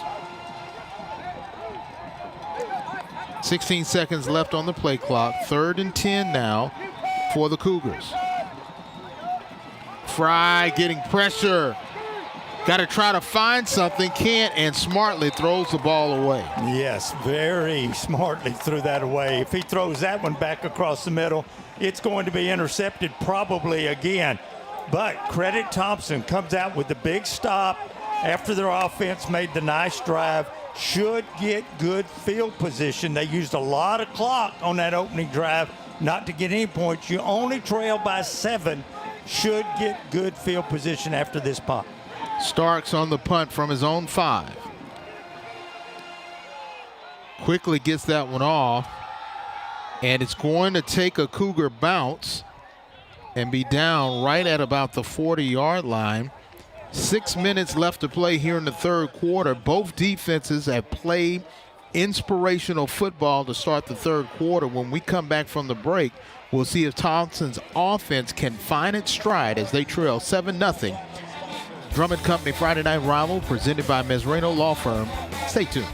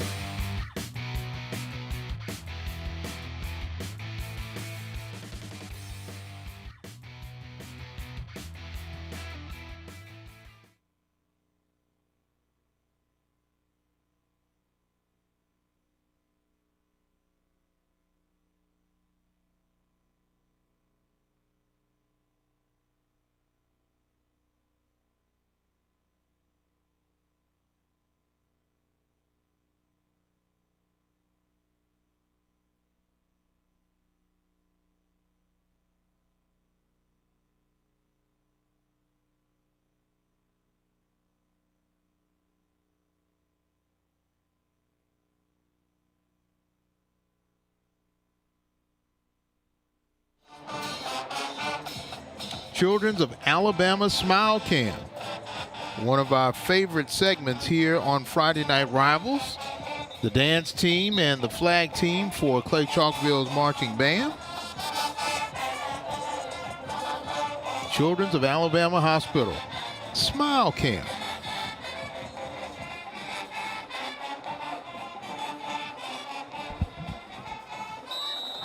A lot of smiling faces now because the rain has stopped. First quarter was filled with showers. 1st and 10 now for the Warriors from their own 40. Quick pass reception made by Jaden Kelly Campbell. Fumble on the play. Ball is loose. Looks like the Cougars say they have it. And yes, Isaiah Brown comes up with the loose ball. And just like that, the Cougars have the ball back. Well, there goes the field position. But look, a well-executed play. They literally got about all they could out of it. But the fumble is going to result in a turnover. And now Clay-Chalkville ends up with excellent field position. Kristen Black was the one who ripped the ball out, and it was Isaiah Brown who picked up the loose ball and came up with it. The ball definitely came out before he was down. Now, I don't know if Coach Freeman is arguing that maybe one of his guys got it while it was still down, but it doesn't look as though that was the case. Certainly not going to be what the officials rule. So now each team has a turnover, interception in the first half, and now a fumble right now in the second half. And wow, gets upended is Aaron Osley. And a good tackle there. Looks like that was Fagans who stepped up and made the play. Great job by Fagans. If he doesn't make this tackle, James, there's a lot of room down that sideline. But Fagans with an excellent effort there to bring the running back down.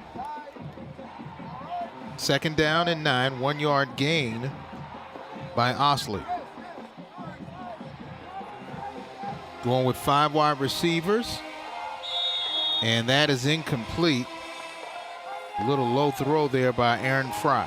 Now, Fry kind of guided that one a little bit. Not normally what we see from him, but you know, on the couple of plays before that offensively, he had a lot of pressure, and he almost made a mistake again. I think he may be thinking a little too much now.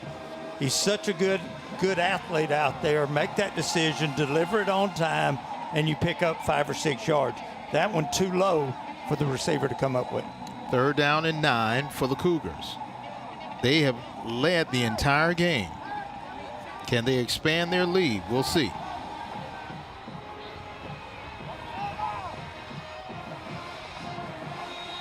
Staples goes in motion, and looks like we've got timeout call because the play clock was getting ready to hit 0. Timeout. Clay-Chalkville. Another Addiction Prevention Coalition timeout.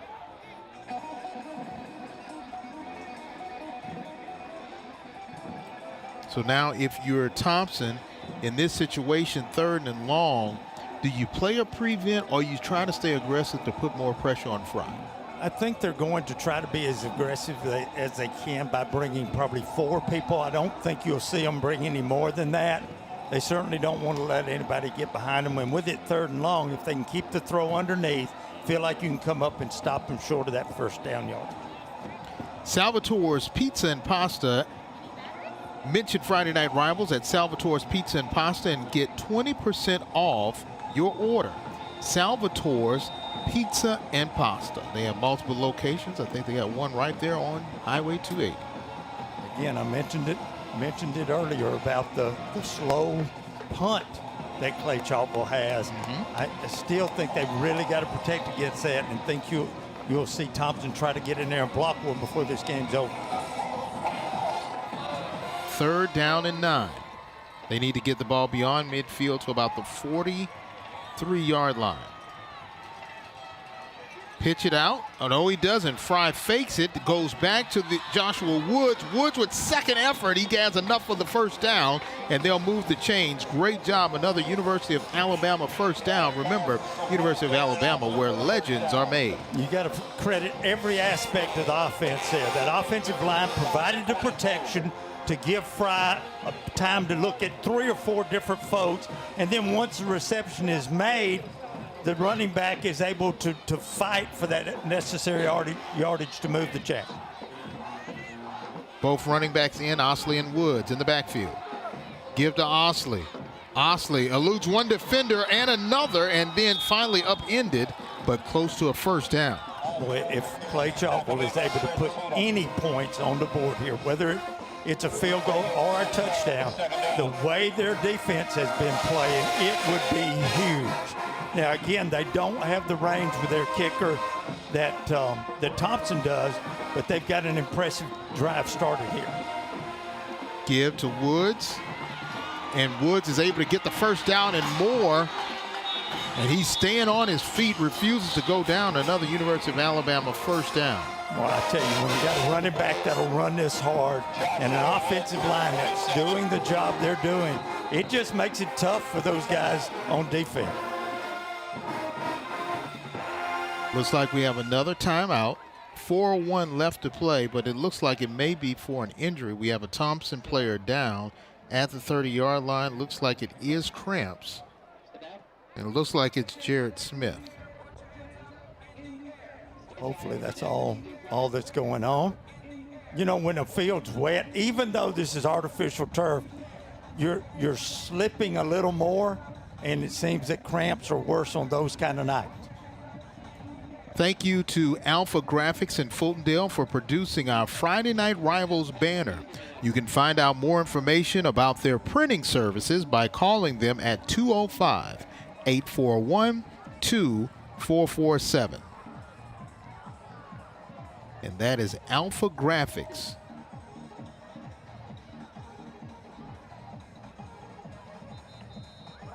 And they're able to get Jared Smith off the field, walking on his own power. That's a good sign.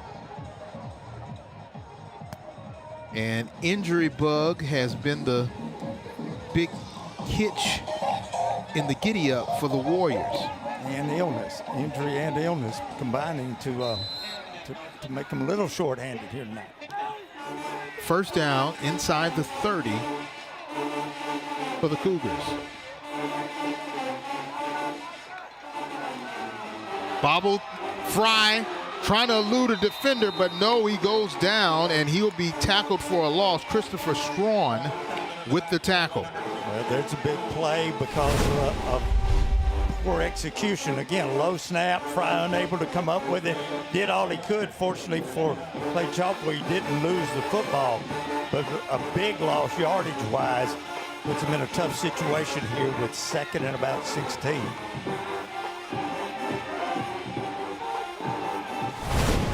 Hand it off, and here comes Woods, able to get those negative yards back. It'll bring up third down and about 9.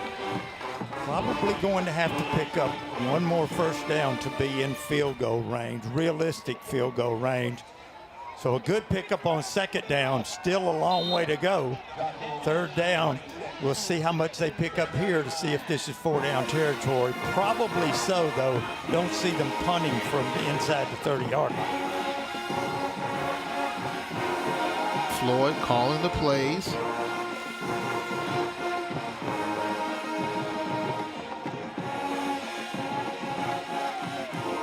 Wood still in the backfield with Fry.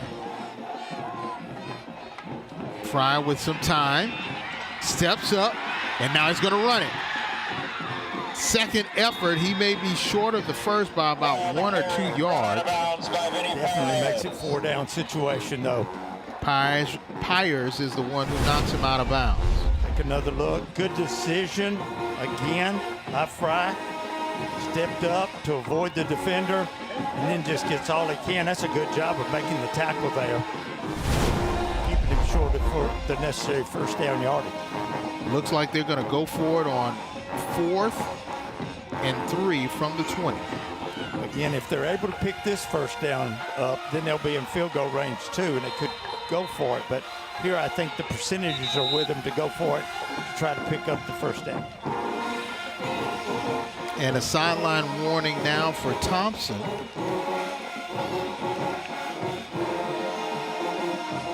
Their defensive coach is trying to let them know where they think the play is going to go.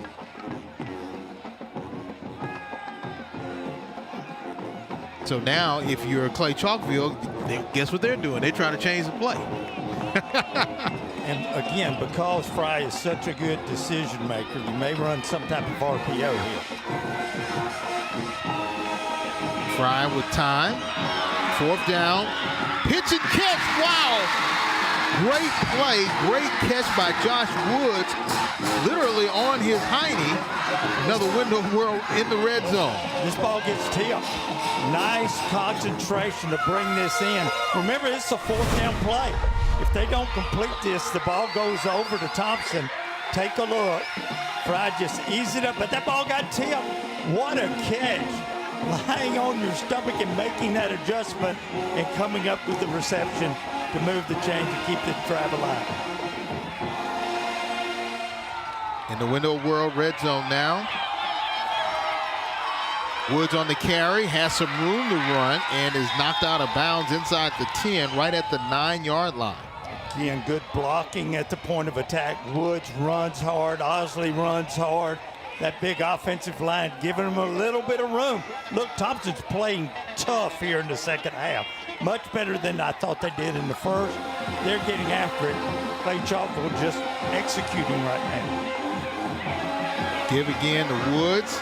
Second effort will get him down to about the 6. Hayden McDonald in on the tackle for Thompson. And now he's going to tap out and let Osley get into the game. Good job there by Joshua Woods, proving how versatile he is as a running back. 3rd and short. Inside run there by Osley. Second effort, 3rd effort. Can he get to the goal line? He is short by a yard. He gets down to the 1. First down, going to be tough to keep these guys out of the end zone. I'm sure Thompson's going to be stunning through every gap. But these running backs run so hard, so low, you really got to have some kind of mistake if you're Thompson, a penalty or some kind of bad snap or something by Clay-Chalkville. Osley, this time they knock him back a few yards. Great job by the defensive front. Noah Streeter once again making a big play. Man, what great penetration. Streeter gets through there really quickly. You know, that's the really bad thing about all these offenses lining up in the position that the quarterback's 5 or 6 yards deep. You only had 1 yard to get to the goal line. Now, after the loss, you're just inside the 5. They brought in Randall Cole as one of their big backs in the backfield. Direct snap to Woods. Woods gets close. Will they call it a score? No. His knee went down inside the 1. Take a look at the adjustment Clay-Chalkville made. Allowed that penetration on the previous play. Cut their splits down. Brought in an extra blocker. Nothing but power football gets them inside the 2-yard line. And we come to the end of the 3rd quarter. The majority of the quarter held by Thompson, but now it's Clay-Chalkville who has the momentum as we go to the 4th and final quarter of regulation. What a game. 7-0's your score, and the Cougars trying to spoil homecoming for Thompson. This has been a high-flying game, a defensive struggle, but right now the 6A Cougars with the lead.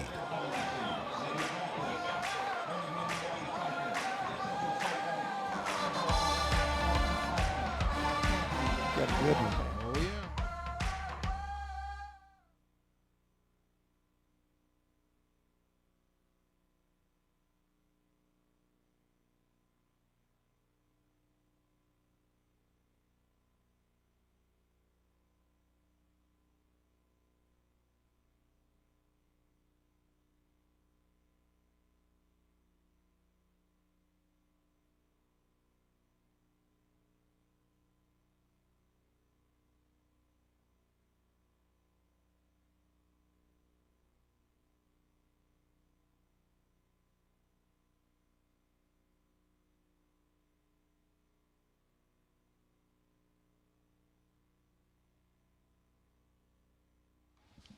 Air Experts, the experts on local HVAC systems, will have an incredible deal for you right now. You can upgrade to a newer energy-saving system and get a free 1-year maintenance plan and save $300.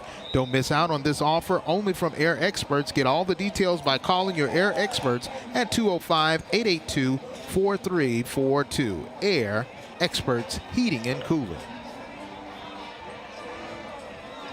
And it is red hot on this field as Clay-Chalkville on 3rd and 1. Seeing if they can expand their lead to 13 points. Nothing but power football coming right here. Direct snap, looks like going to Woods. He's going to keep it, and Fagans knocks him back, and he is short once again. Good job by Fagans. Fagans came in off the corner, got penetration, hit him low, stopped him right there. 4th down. Boy, this could be the ball game right here. High drama here in Alabaster. Direct snap again. Goes to Woods, and this time, does he get in? No, he doesn't. The Thompson defense holds at the 1-yard line. A great goal line stance for the Warriors. See if this momentum carries over to the offense. Remember, they had a great drive that resulted in no points, but what a stand by this defense. Got down, bent as far as you can possibly bend, but didn't allow Clay-Chalkville in the end zone. They come away with no points. Thompson now still within one score of tying this thing up or potentially going ahead with a 2-point conversion.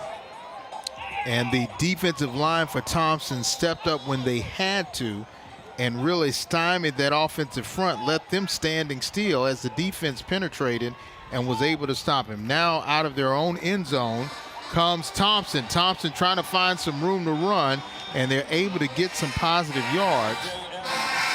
If you're going to maintain this momentum that your defense just gave you, you've got to get some movement with that offense and get these chains moved. Get out from the shadow of your own goal line here. Keep that momentum going for your football team. Evans on that last carry, able to get about 3 or 4 yards. 2nd down and 6. 15 seconds on the play clock. Looks like some organized confusion there as Seaborn trying to get the right play call. Give again to Evans. This time Evans in his own end zone. No, he gets out of the end zone, but eventually brought down Big McIntyre right there to bring him down. Boy, deep handoff against this defensive front is tough. They're getting so much penetration. Great job again. Big 3rd down play. You're going to take a risk if you put it in the air, but I think you've got to here. 3rd down and 10. Keeping it spread out. Out of their own end zone is Seaborn with Evans in the backfield. Less than 10 seconds on the play clock. They've got to get a play off in a hurry. Sending Evans in motion. Seaborn got to work out of his own end zone. He's going to run it. Eludes one defender. Trying to get to the 1st down marker. He just does just enough to do it. Great job by Trent Seaborn. The Shops of Grand River 1st down. Boy, you expect Seaborn to make a big play potentially by throwing the football. This time, he does it with his legs. First of all, great decision to tuck it and run. Made a defender miss. At that point, he was still short of the necessary yardage. Made him miss. Got on up the field. New set of downs for the Thompson Warriors. 4 wide receiver set again. Now Seaborn going to throw it. Finds a receiver who had his knee on the ground. They're going to call that a late hit because the receiver was already down once he received the ball. And that was a tough one. You can't get onto your defensive player too much for this. He caught the ball with the knee down. You're right, the ball is dead. But he doesn't really put a real hard lick on him right there. He's just going over there as if he's not down. Certainly you got to throw the flag there, but I couldn't be too critical of my defensive back for coming up on that play. That's one of those player safety calls. Oh, no, I certainly understand, and it should have been flagged. But again, if I'm the coach for Clay-Chalkville, I'm not going to be upset about it. No, not very much. Even though it's certainly going to give them a lot better field position after the 15-yard penalty. The dead ball, personal foul, late hit. Defense, 15-yard penalty. So that works them out of their deep in their own end zone. Now the ball at the 31-yard line with 9:31 left to play. And that was Byers. All they need to do is get that end zone and a chance to tie it up or take the lead. Seaborn is going to hand it off, and the running back trying to find some room is Evans. And Evans able to find 1, possibly 2 yards. This drive, Thompson still has the luxury of running the ball, throwing the ball, whatever they choose to do. If Clay-Chalkville comes up with another stop, that option's going to be gone by the time Thompson takes possession the next time. Really important drive here. 2nd and 7 after the 3-yard gain by R.J. Evans. Seaborn with time, throws it, has a receiver wide open, off to the races, trying to find some more room to run. Continues on inside the 10, eventually knocked out of bounds. He is in the Window World red zone. Darian Mosley makes the biggest play offensively of the night for Thompson. And Seaborn stood in there under pressure, delivered it right on the money. Remember, this guy's just a sophomore, no 3-year starter, but look at this. Perfect throw, great effort after the catch to get down inside the 10-yard line. Great job by Mosley to keep his feet and find the running lanes after the catch to extend the reception.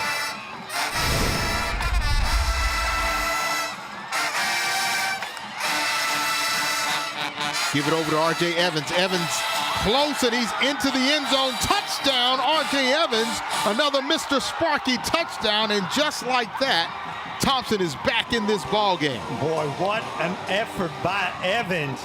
There were defenders there. He just made a couple of them miss, lowered that shoulder and got across the goal line, potentially tying this thing up if McGuire can split the uprights on this extra point.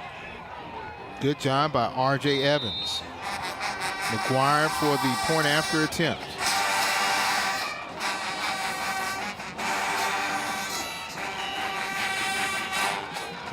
Kick is good, and with 8:29 left in regulation, we are all tied up at 7 apiece, and it's a whole new ball game, Coach.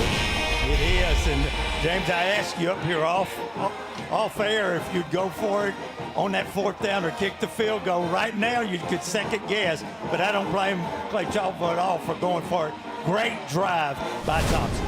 We'll take a break. We come back. We'll see if the Cougars can claw their way back into the lead. Right now, it's all tied up at 7 apiece. Stay tuned.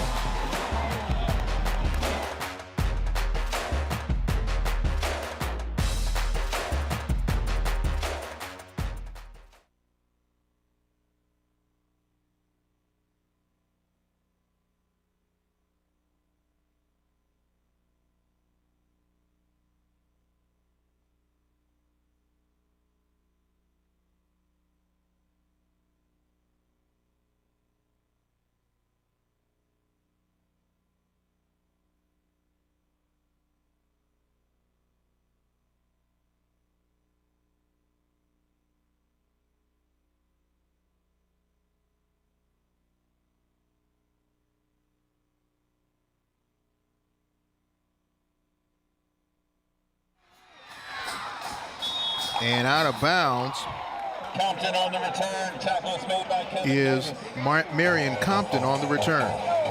Long way to go for Clay-Chalkville. See if they can get him. I thought would love nothing more if you're on that sideline than a time-consuming drive that puts you down where you can either kick a field goal or possibly get in the end zone. Thompson now has all of the momentum, though. Those guys have come out and shown a lot more life here in the second half. Great defensive stand, nice drive, results in the touchdown. Welcome back, fans. After the kickoff, Marion Compton got him out to the 19-yard line. And now we'll see if Clay-Chalkville can answer after the Thompson marched all the way 99 yards to score. Here comes Aaron Fry, and he's able to get 10 yards on the carry. A first down, and they'll move the chains. Another Shops of Grand River first down. It's going to be close. Whether they say he did get enough. You know, they mark you down where you begin the slide, and it was really, really close to the yard line necessary to gain. they do move the chain, sort of set up a first down for Clay-Chalkville. So a good play on first down to get them a little better field position. See if they can get a drive going here, use up some clock and get some points on the board. Compton and Robinson in on the far side, but they're going to keep it on the ground and give it to Osley. And Osley able to get about 4 yards on the carry to make it second down. Can't have any negative plays, no penalties that force you backwards in this thing to make it where you have to pick up more yardage. Thompson played much more aggressively defensively, much better showing here in the second half. Compton split out on the near side. They're going to give it again to Osley. Osley runs right smack into a lot of black jerseys. They'll say he gained 1 to bring up third down and 4. Third down and 5. That offensive line not getting as much movement on that play. Linebacker stepped in with no blocker on him, made a nice tackle, stopped the running back right there. That hasn't happened a lot with these two running backs for Clay-Chalkville. They give him 2 on the game, makes it third down and 4. Certainly not going to be 4 downs here if you don't get it. So big play for both of these squads on this third down. Pitch out, has some room to run. Good job by Woods, and Woods able to get the first down and more.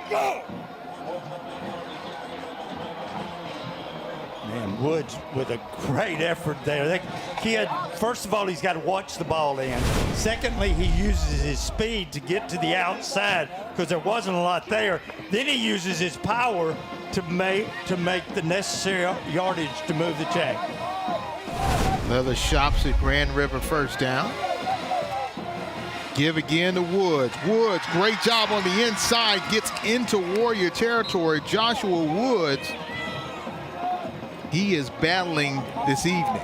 Well, I tell you, these guys wear on you. That big offensive line, these two running backs run as hard as anybody as you're going to see. Move the chains again, first down. Still a long way from being in scoring potential, but a great job, if nothing else, of moving field position. 47-yard line now. We find the Cougars in Warrior territory. Give again to Woods. Woods finds some room on the outside. He has a lot of room, no contain there, and he gets enough for another first down, another Shops of Grand River first down for the Cougars. What a good job of dipping inside and then bouncing back out the outside. Take a look right here. Draws the defenders in, bounces back out to the outside.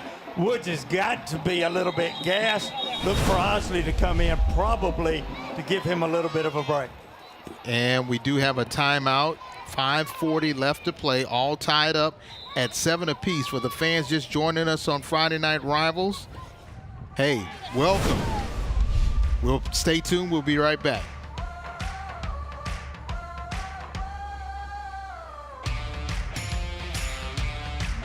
Yeah, it's nice to have a game like this.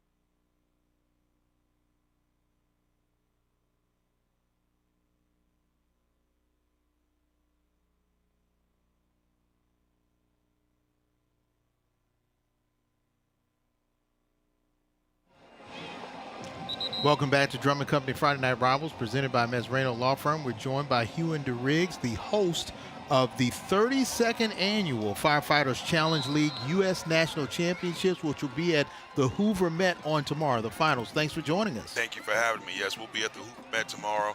Opening ceremonies start at 9 a.m., and it's going to be a great time to showcase some first responders. Now, when you say first responders, specifically firefighters, and this is the hardest 2 minutes in sports? Absolutely, yes. It's specifically for firefighters. It's a way that firefighters can really stack rank their abilities and show exactly what they do on a daily basis. And we're seeing some video right now. This is carrying a heavy load up a flight of stairs. You got to use the hose, and you got to drag a body, right? Yes. They start at the base of the tower and finish right here with that. Watch yourselves here, C1, C2. Watch yourselves here, individual fire. Both teams looking solid. Nice try. See individual fire having a better drag and discharge. Wow. 32 years, and this is just a part of what's going on, because you also have the national champions later on, correct? Yes. We have our national championship. That'll be tomorrow, and then we'll have our world's championship in Nashville in about 3 weeks in the end of October. Wow, how exciting is it to call something like that, Hugh? It really is. You get a chance to see, that the aspect of the first responders, and a lot of these athletes, they've been professional athletes before, and now they're firefighters doing it. Thank you so very much for joining us. If you have time tomorrow, you'll be out there all day, right? Absolutely. Go out to the Hoover Met and check out the first responders in the Firefighters Challenge League U.S. National Championships. Thanks for joining us. Thank you for having me. All right, 4 minutes left here in regulation, and Butch, the person who needs to respond right now is Aaron Fry, as they're trying to find their way into the end zone, as Thompson was able to score and tie this thing up. 2nd down and 4 for the Cougars. Give to Osley. Osley is quickly wrapped up and brought down. Cameron Pritchett right there to bring him down, the 6'3", 235 defensive end. Well, Thompson is selling out when they get in this situation. They're bringing everybody. 3rd down, I don't know if they'll be able to do that, but Clay-Chalkville should be in realistic field goal range. Now, again, Toro has not had a lot of experience with kicking. You're not going to see that he's done double-digit field goal attempts on the year, but he certainly has the leg to get this thing through. So at the worst, they should be able to at least attempt a field goal here to take the lead. You're going to have to take a timeout here. And they do call a timeout. Coach Floyd was right there next to the officials to call a timeout. Now they're going to talk about it, because they need to get inside the 10 to about the 6 to make sure they have enough of the first down. Let's remember, on their last drive, they got as close as you can to scoring without scoring. On 4th and goal, they were turned away by that Warrior defense. Well, again, Thompson sold out. They brought all 11 players. If they had done a play fake and thrown it and been willing to try that, he was going to be wide open if the quarterback didn't get tackled first. Chose just power football, weren't able to get it in. Thompson won that battle. Clay-Chalkville has shown a lot in taking the kickoff, driving down the field, under 3 minutes to play here, put themselves in position to take the lead. But, you got to be scared to death if you're over there and Coach Floyd. If I kick a field goal, if I settle for a field goal here, you got Seaborn in this explosive offense. I know they only have 7 points tonight, but we know what they're capable of. And they can go the distance and get in the end zone if there's only a minute and a half left, much less if they have 2.5 minutes to score. So Coach Stewart Floyd has talked to his offense. Aaron Fry, the junior quarterback, has really done a great job tonight. 52 yards passing and about 62 yards rushing. Here we go. Osley on the carry. He eludes one defender. It looks like he gets close, but it will be a decision time right now, looking at 4th and about 2. And it looks like they're going to go for the field goal attempt. I thought if they got this close, they might go for it, because he has so much confidence in, especially that offensive line and running back. Let's see, I'm still not sure. It looks like they may be going for it again. Looks like they may be going with the direct snap. They do have Woods in the game, and they do have their jumbo package. Look for Thompson to sell out again and bring everybody defensively. Here we go. 4th down. Tie score. Less than 2 minutes to play. But timeout is called by Thompson. They've seen their first play. Now we're sort of playing a little basketball. Addiction Prevention Coalition timeout. So this is one of those inbound plays where they run out, they do a formation, somebody calls a timeout. Okay, now we got to change the play. Now everybody's changing the play right now. Only thing that I was a little surprised about on that timeout is the play clock was down under 5. And so you knew Clay-Chalkville was going to be rushed in that situation, but I also understand you want to make sure you have your defensive alignment exactly like you want it to be. Big time decision being made on both of these sidelines, what you're going to do defensively, offensively. Are you going to just do power football, or are you going to do some type of play action and try to find a wide open receiver? Because again, you know Thompson's going to be selling out to stop the run. Now you do, if you're Thompson, you do have Anquan Fagans who can cover somebody. Do you tell him, don't get in the fray, look for somebody who's going to go out? Or do you say, all right, they're going with a big boy package. It's all man on man. Here we go. 4th down and 2. They need 2 yards to keep the drive alive. Direct snap. Does he have it? He stretches forward. It's going to be close. Oh, it depends on the spot. Thompson is saying that they stopped him, but it depends on the spot. Oh, yeah, they're going to have to measure it. Oh, no, they say they stopped him again.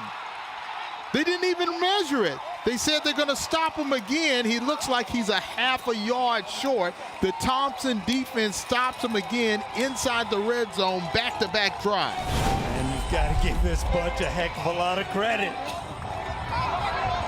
He got as close as you can get and without getting the necessary yardage. Great job by Thompson.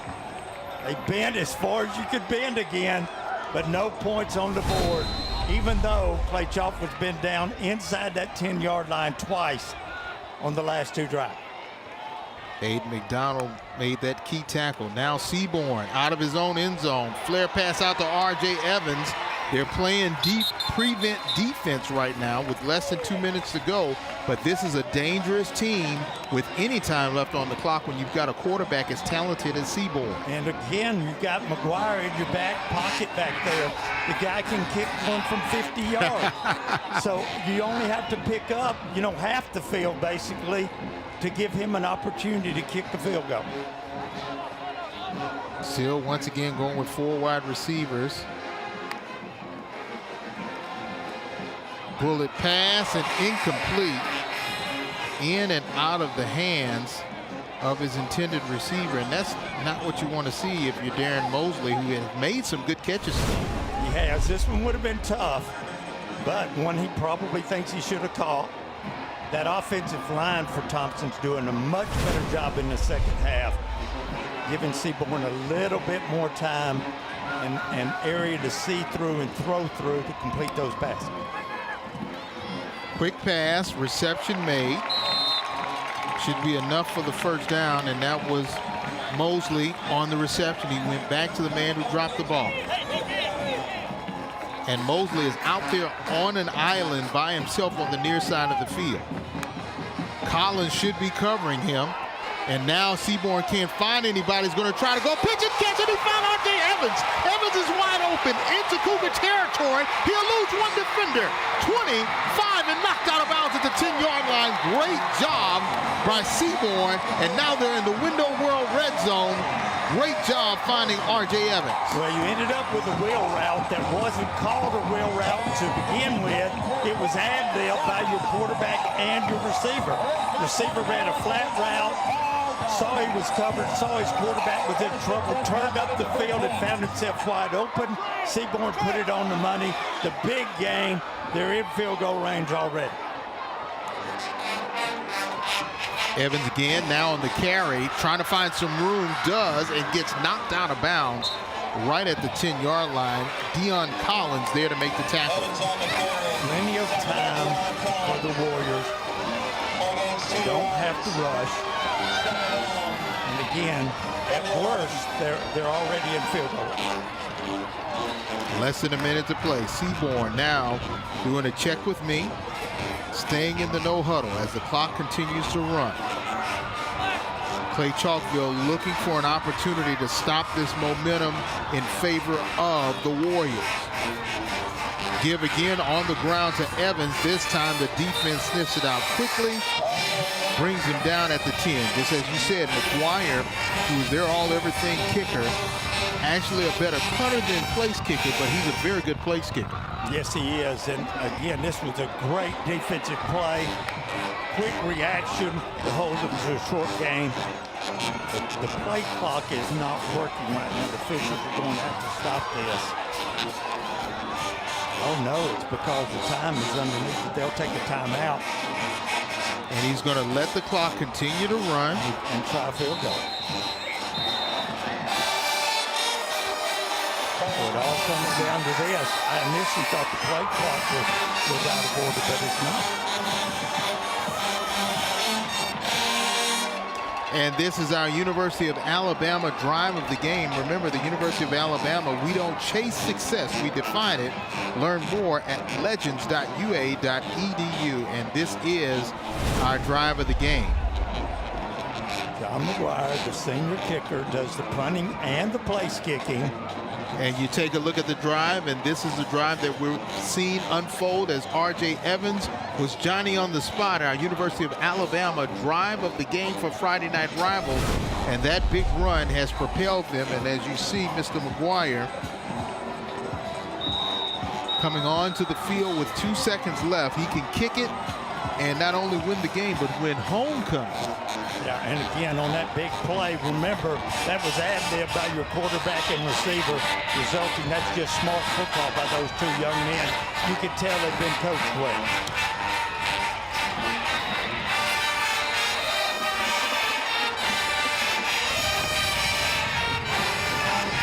Leland Burnett with the hold. McGuire for a chip shot field goal with 2 seconds left. Timeout called. They're trying to ice the kicker. It was blocked, but it does not count because timeout was called. And it might not have been blocked had timeout not been called, because the offensive line stopped when they heard the whistle. Addiction Prevention Coalition timeout. And that will go on the mind of McGuire. Should put the time back to whatever it was at 2 seconds and whatever. There it is, 2.3. The last play, barring a penalty, though, we're either going to go home or we're going into overtime.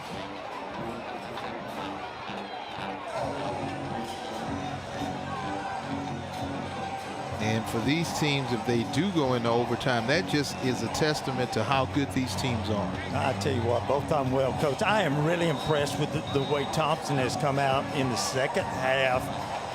Look, they got whipped in the first half. They were fortunate that they were only down by 7 points.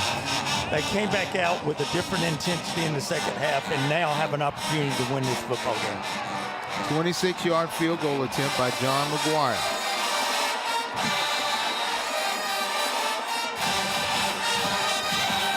Leland Burnett to hold for the Warriors. 2.4 seconds. Gets the snap, the hold, kick is up. And it's no good. It's no good. And just like that, we're going into overtime. Wow. Could we ask for a more intense game than this has been? I hate it for McGuire. Certainly had the strength, just pushed it off to the right. May have another opportunity depending on what happens now in overtime. So now we go into overtime. Officials are gathering to talk about it because they want to review everything that has to take place. And I believe the first thing that's got to happen is another coin toss. Yes, they will have to have another coin toss. We'll take a break. When we come back, all you fans who just came in from your other games, you haven't missed anything yet except for a missed field goal. We're all tied up at 7. We're going into overtime. Stay tuned.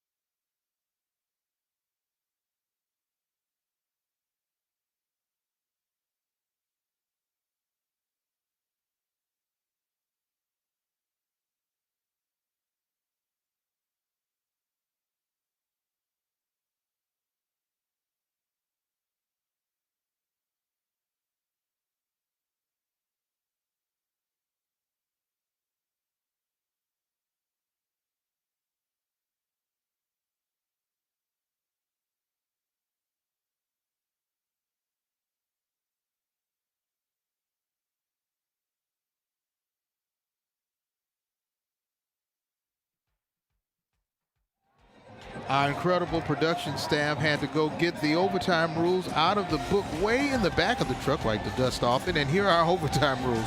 Coin toss determines the initial possession and field designation.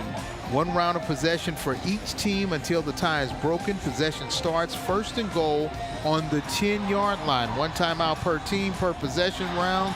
Teams may attempt either an extra point or a 2-point conversion after each round. Though here we go.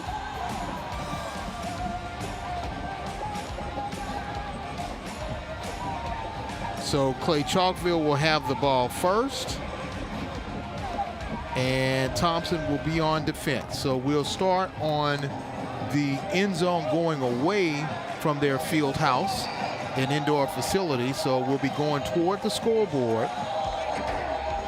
And for Clay-Chalkville, you got to say that they're in a pretty good situation because they feel as if they've had 2 failed opportunities. So now they get a 3rd opportunity to make a statement and get into the end zone. I don't see Thompson doing anything different, James. I think they're going to primarily work on stopping the run. And if they can stop Clay-Chalkville on running situations, the worst thing that happened for Clay-Chalkville is they got in situations where it ended up being 4th down and short, and so they chose to go for it, and instead of trying the field goal. Boy, this is as close as it could possibly get. Have no idea who's going to come up on top here. I can't wait to see what's going to happen. Good, good, good. Now the defense for Thompson have stopped Clay-Chalkville in the red zone on back-to-back drives inside the 10-yard line. So now let's see if Aaron Fry and their offense can make the 3rd time the charm, or will the defense shut the door again? Here we go. Overtime here in Alabaster. Got movement by one of the linemen, going to set him back 5 yards. And there was movement across the front for Clay-Chalkville, pushes them back 5. But the ball's on the 10-yard line, so now you're at your 15. I don't know if that changes your play call at all. I think it does for Clay-Chalkville. For most teams, probably not.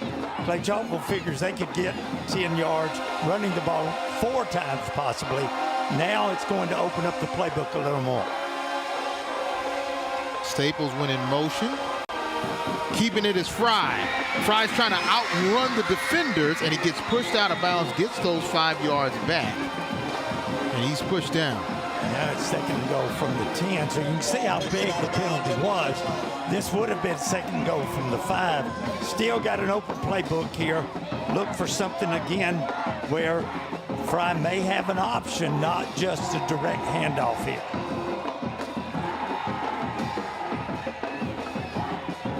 Second and goal. Running the football, inside run, and it looks like it's like a broken record that repeats itself again. They're inside the 10, ball to the 7-yard line is Oslick.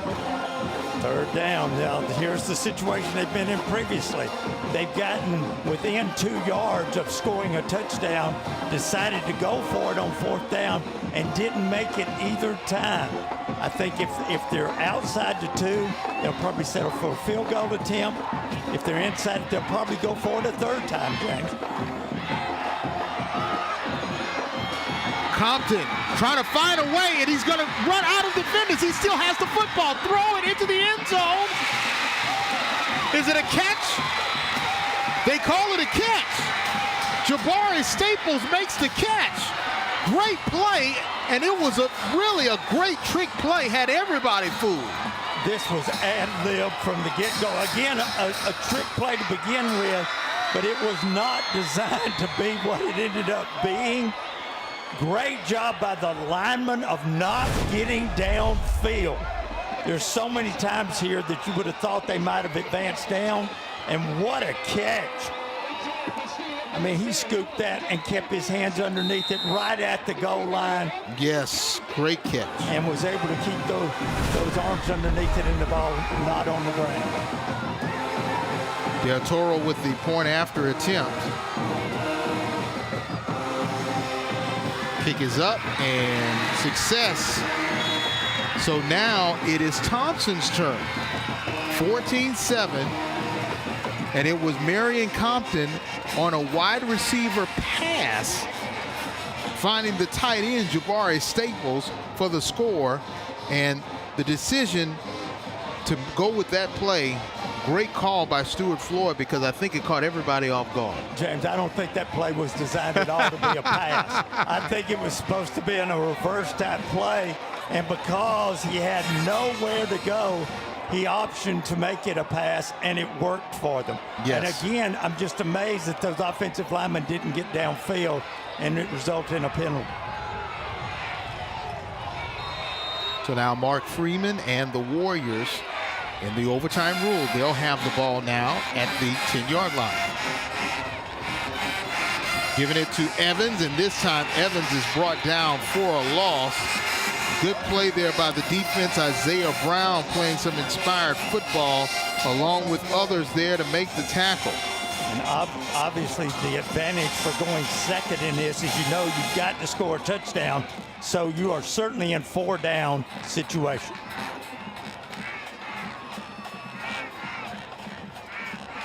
Plenty of time on the play clock, is just now getting to 15 seconds.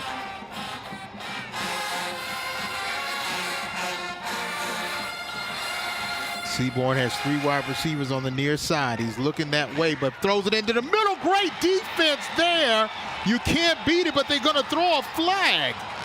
It came in late, but I think that official is saying that he has his left arm around the receiver's waist as he went to knock it away, and that's going to result in the penalty, and it'll be half the distance to the goal.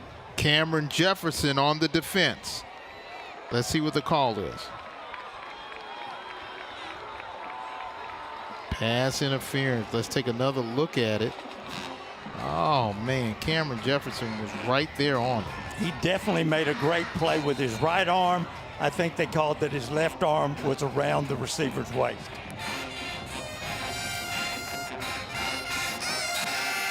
So we'll repeat the down, but again, now from the 6-yard line. 2nd down. Evans on the carry, and they stop him right at the 5. Again, a field goal does you no good, so it's 4-down territory from right at the 5-yard line. Play call, very important here.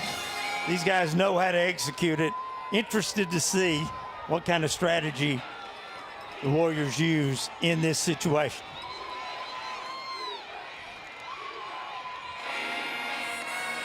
Seaborn now looking into the end zone. Now he's going to run it. Throw, and incomplete. Boy, Seaborn, that was a great job stepping up, found a crease, then saw he wasn't going to make it to the end zone, found a receiver that was wide open, but wasn't able to deliver it to the receiver. He comes up short. You see right there, the throw was short, had a guy open. Had Mosley open. Yeah, and Seaborn had set that all up, but then the throw comes up short. So now a timeout called. It is 4th and goal. It is overtime. For fans who are just joining us, it was Thompson who trailed Clay-Chalkville 7-0 for the majority of the game, and it was Thompson who marched down 99 yards to finally tie the game up at 7 apiece. We go into overtime, but before that, it was Clay-Chalkville who was stonewalled by Thompson in 2 consecutive drives inside the 10-yard line that forced the overtime. And in the overtime, on a really quirky play, it was Compton finding Jabari Staples in the end zone for the score. Point after attempt was good, and that's where we find ourselves now. Yeah, and here we are with a big 4th down. You know you're going to put the ball and the decision in Seaborn's hands. I just, again, am really interested to see what Coach Freeman and his staff comes up with on this critical play.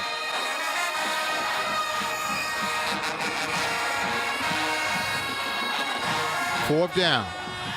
Seaborn looking, doesn't have anybody. He has some room to run if he decides, throws into the end zone. It's a touchdown.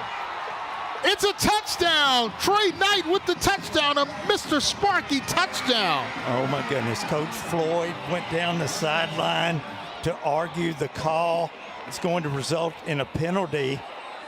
And if this goes into a second overtime, that's where the penalty will take place. Thompson could choose to go half the distance and go for 2. So again, another interesting decision.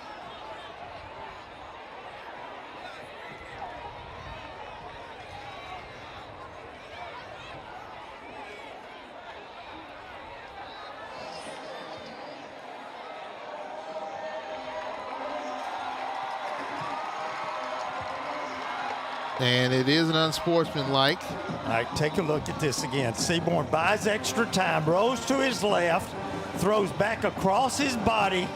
Nice one-handed he's saying that the ball may have touched the ground. We don't have replay. Don't have replay in a regular season football game. So now it'll be an opportunity for a point after attempt right now by McGuire. And if he kicks it through, then I believe the penalty will be assessed. What are we doing here? So the unsportsmanlike conduct was against Thompson. I thought it was called on. No, he called it against Thompson. So now this point after attempt is more like a field goal. I thought it was called because Coach Floyd ran down the sideline, but obviously I was mistaken. Wow. McGuire certainly has a strong enough leg, but remember, he missed potentially the game-winning field goal from a much shorter distance. Kick is up, and the kick is no good! No good! The Cougars of Clay-Chalkville in overtime for back-to-back seasons defeat Thompson. They defeat the Warriors 14-13. What a game. Credit to both of these staffs, both of these teams. Well played, sportsmanlike ball game. Comes down literally to the last play. Unbelievable game. Great finish. And for both of these teams, this is a matter of pride and a measuring stick to know what they need to work on as they go into their separate divisions. Remember, Clay-Chalkville is the 6A reigning champion, and Thompson is the reigning runner-up in Class 7A. So they won't meet again until next year, about possibly. And both of them are in really Wait a minute, tough fireworks. regions. They got fireworks going. They got fireworks going, but the wrong team came out on top. Maybe that's just for homecoming. And let's go down. Austin has the winning coach, Stuart Floyd. And we're waiting on him because the fireworks continue to go off. I did not know you do fireworks even after a defeat. But this was a game that had a lot of fireworks in the end. It did in the second half. A lot more offense than there was in the first half. You know. And let's go down to Coach Floyd.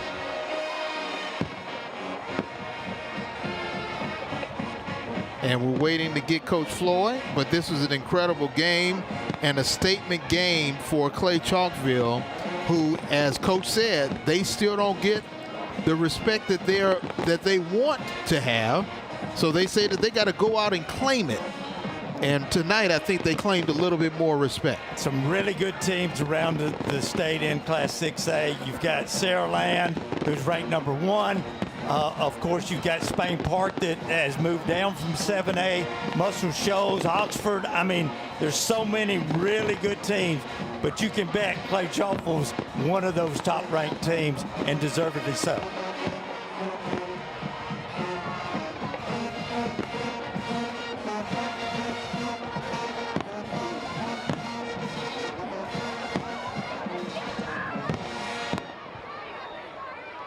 And the fireworks continue on here.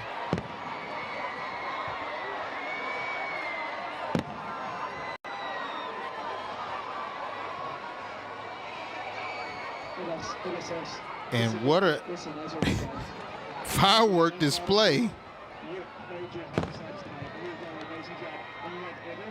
I mean, I've never seen anything like this when your team loses and they just say, hey, the show must go on. Well, I hate to tell you this, but I've never seen it at a high school game, no matter what. But it's nice that you have that kind of opportunities. And heck, if you're going to set it up, you might as well use them. No doubt. I don't think that they give you a cash pack. Let's go down to Austin, who has the winning coach, Stuart Floyd. Coach, one heck of a win today. Obviously, it looked like it might not have gone that way for a bit. Came down to the wire. Tell me a little bit about it. Yeah, I mean, I don't know if we deserved to win that game offensively. Defensively, I mean, we played incredible, played lights out. We let them hang around. And if you let them hang around, they're eventually going to score points. But super proud of our team, just getting down, our backs against the wall in the end zone, missed field goal, score in overtime, win the game. Yeah, certainly some magical moments here tonight. Why don't you walk me through some of those key moments that really led to this victory today? Well, I mean, obviously the first drive of the game was kind of a statement. I think we had the ball for maybe 8 minutes, scored. Really disappointed in myself, just not being able to get the ball in the red zone twice. Feel like we punch it in one of those 2 times, we don't get to all this. But we have a knack for making this a close game. Yeah, definitely. Well, I do want to go ahead and give this to you right here. That's our Friday Night Rivals winning that for the game of the week. And our player of the week is Joshua Woods. Where's he at?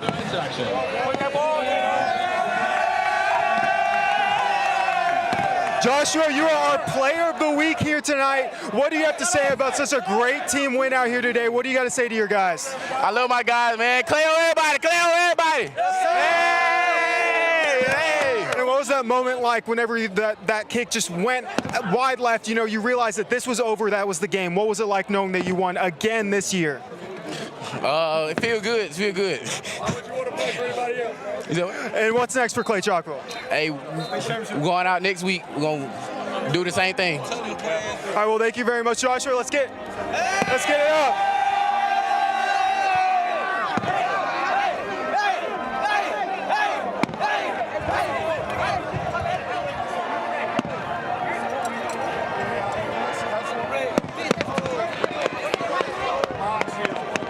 Touchdowns were definitely a premium tonight, Coach.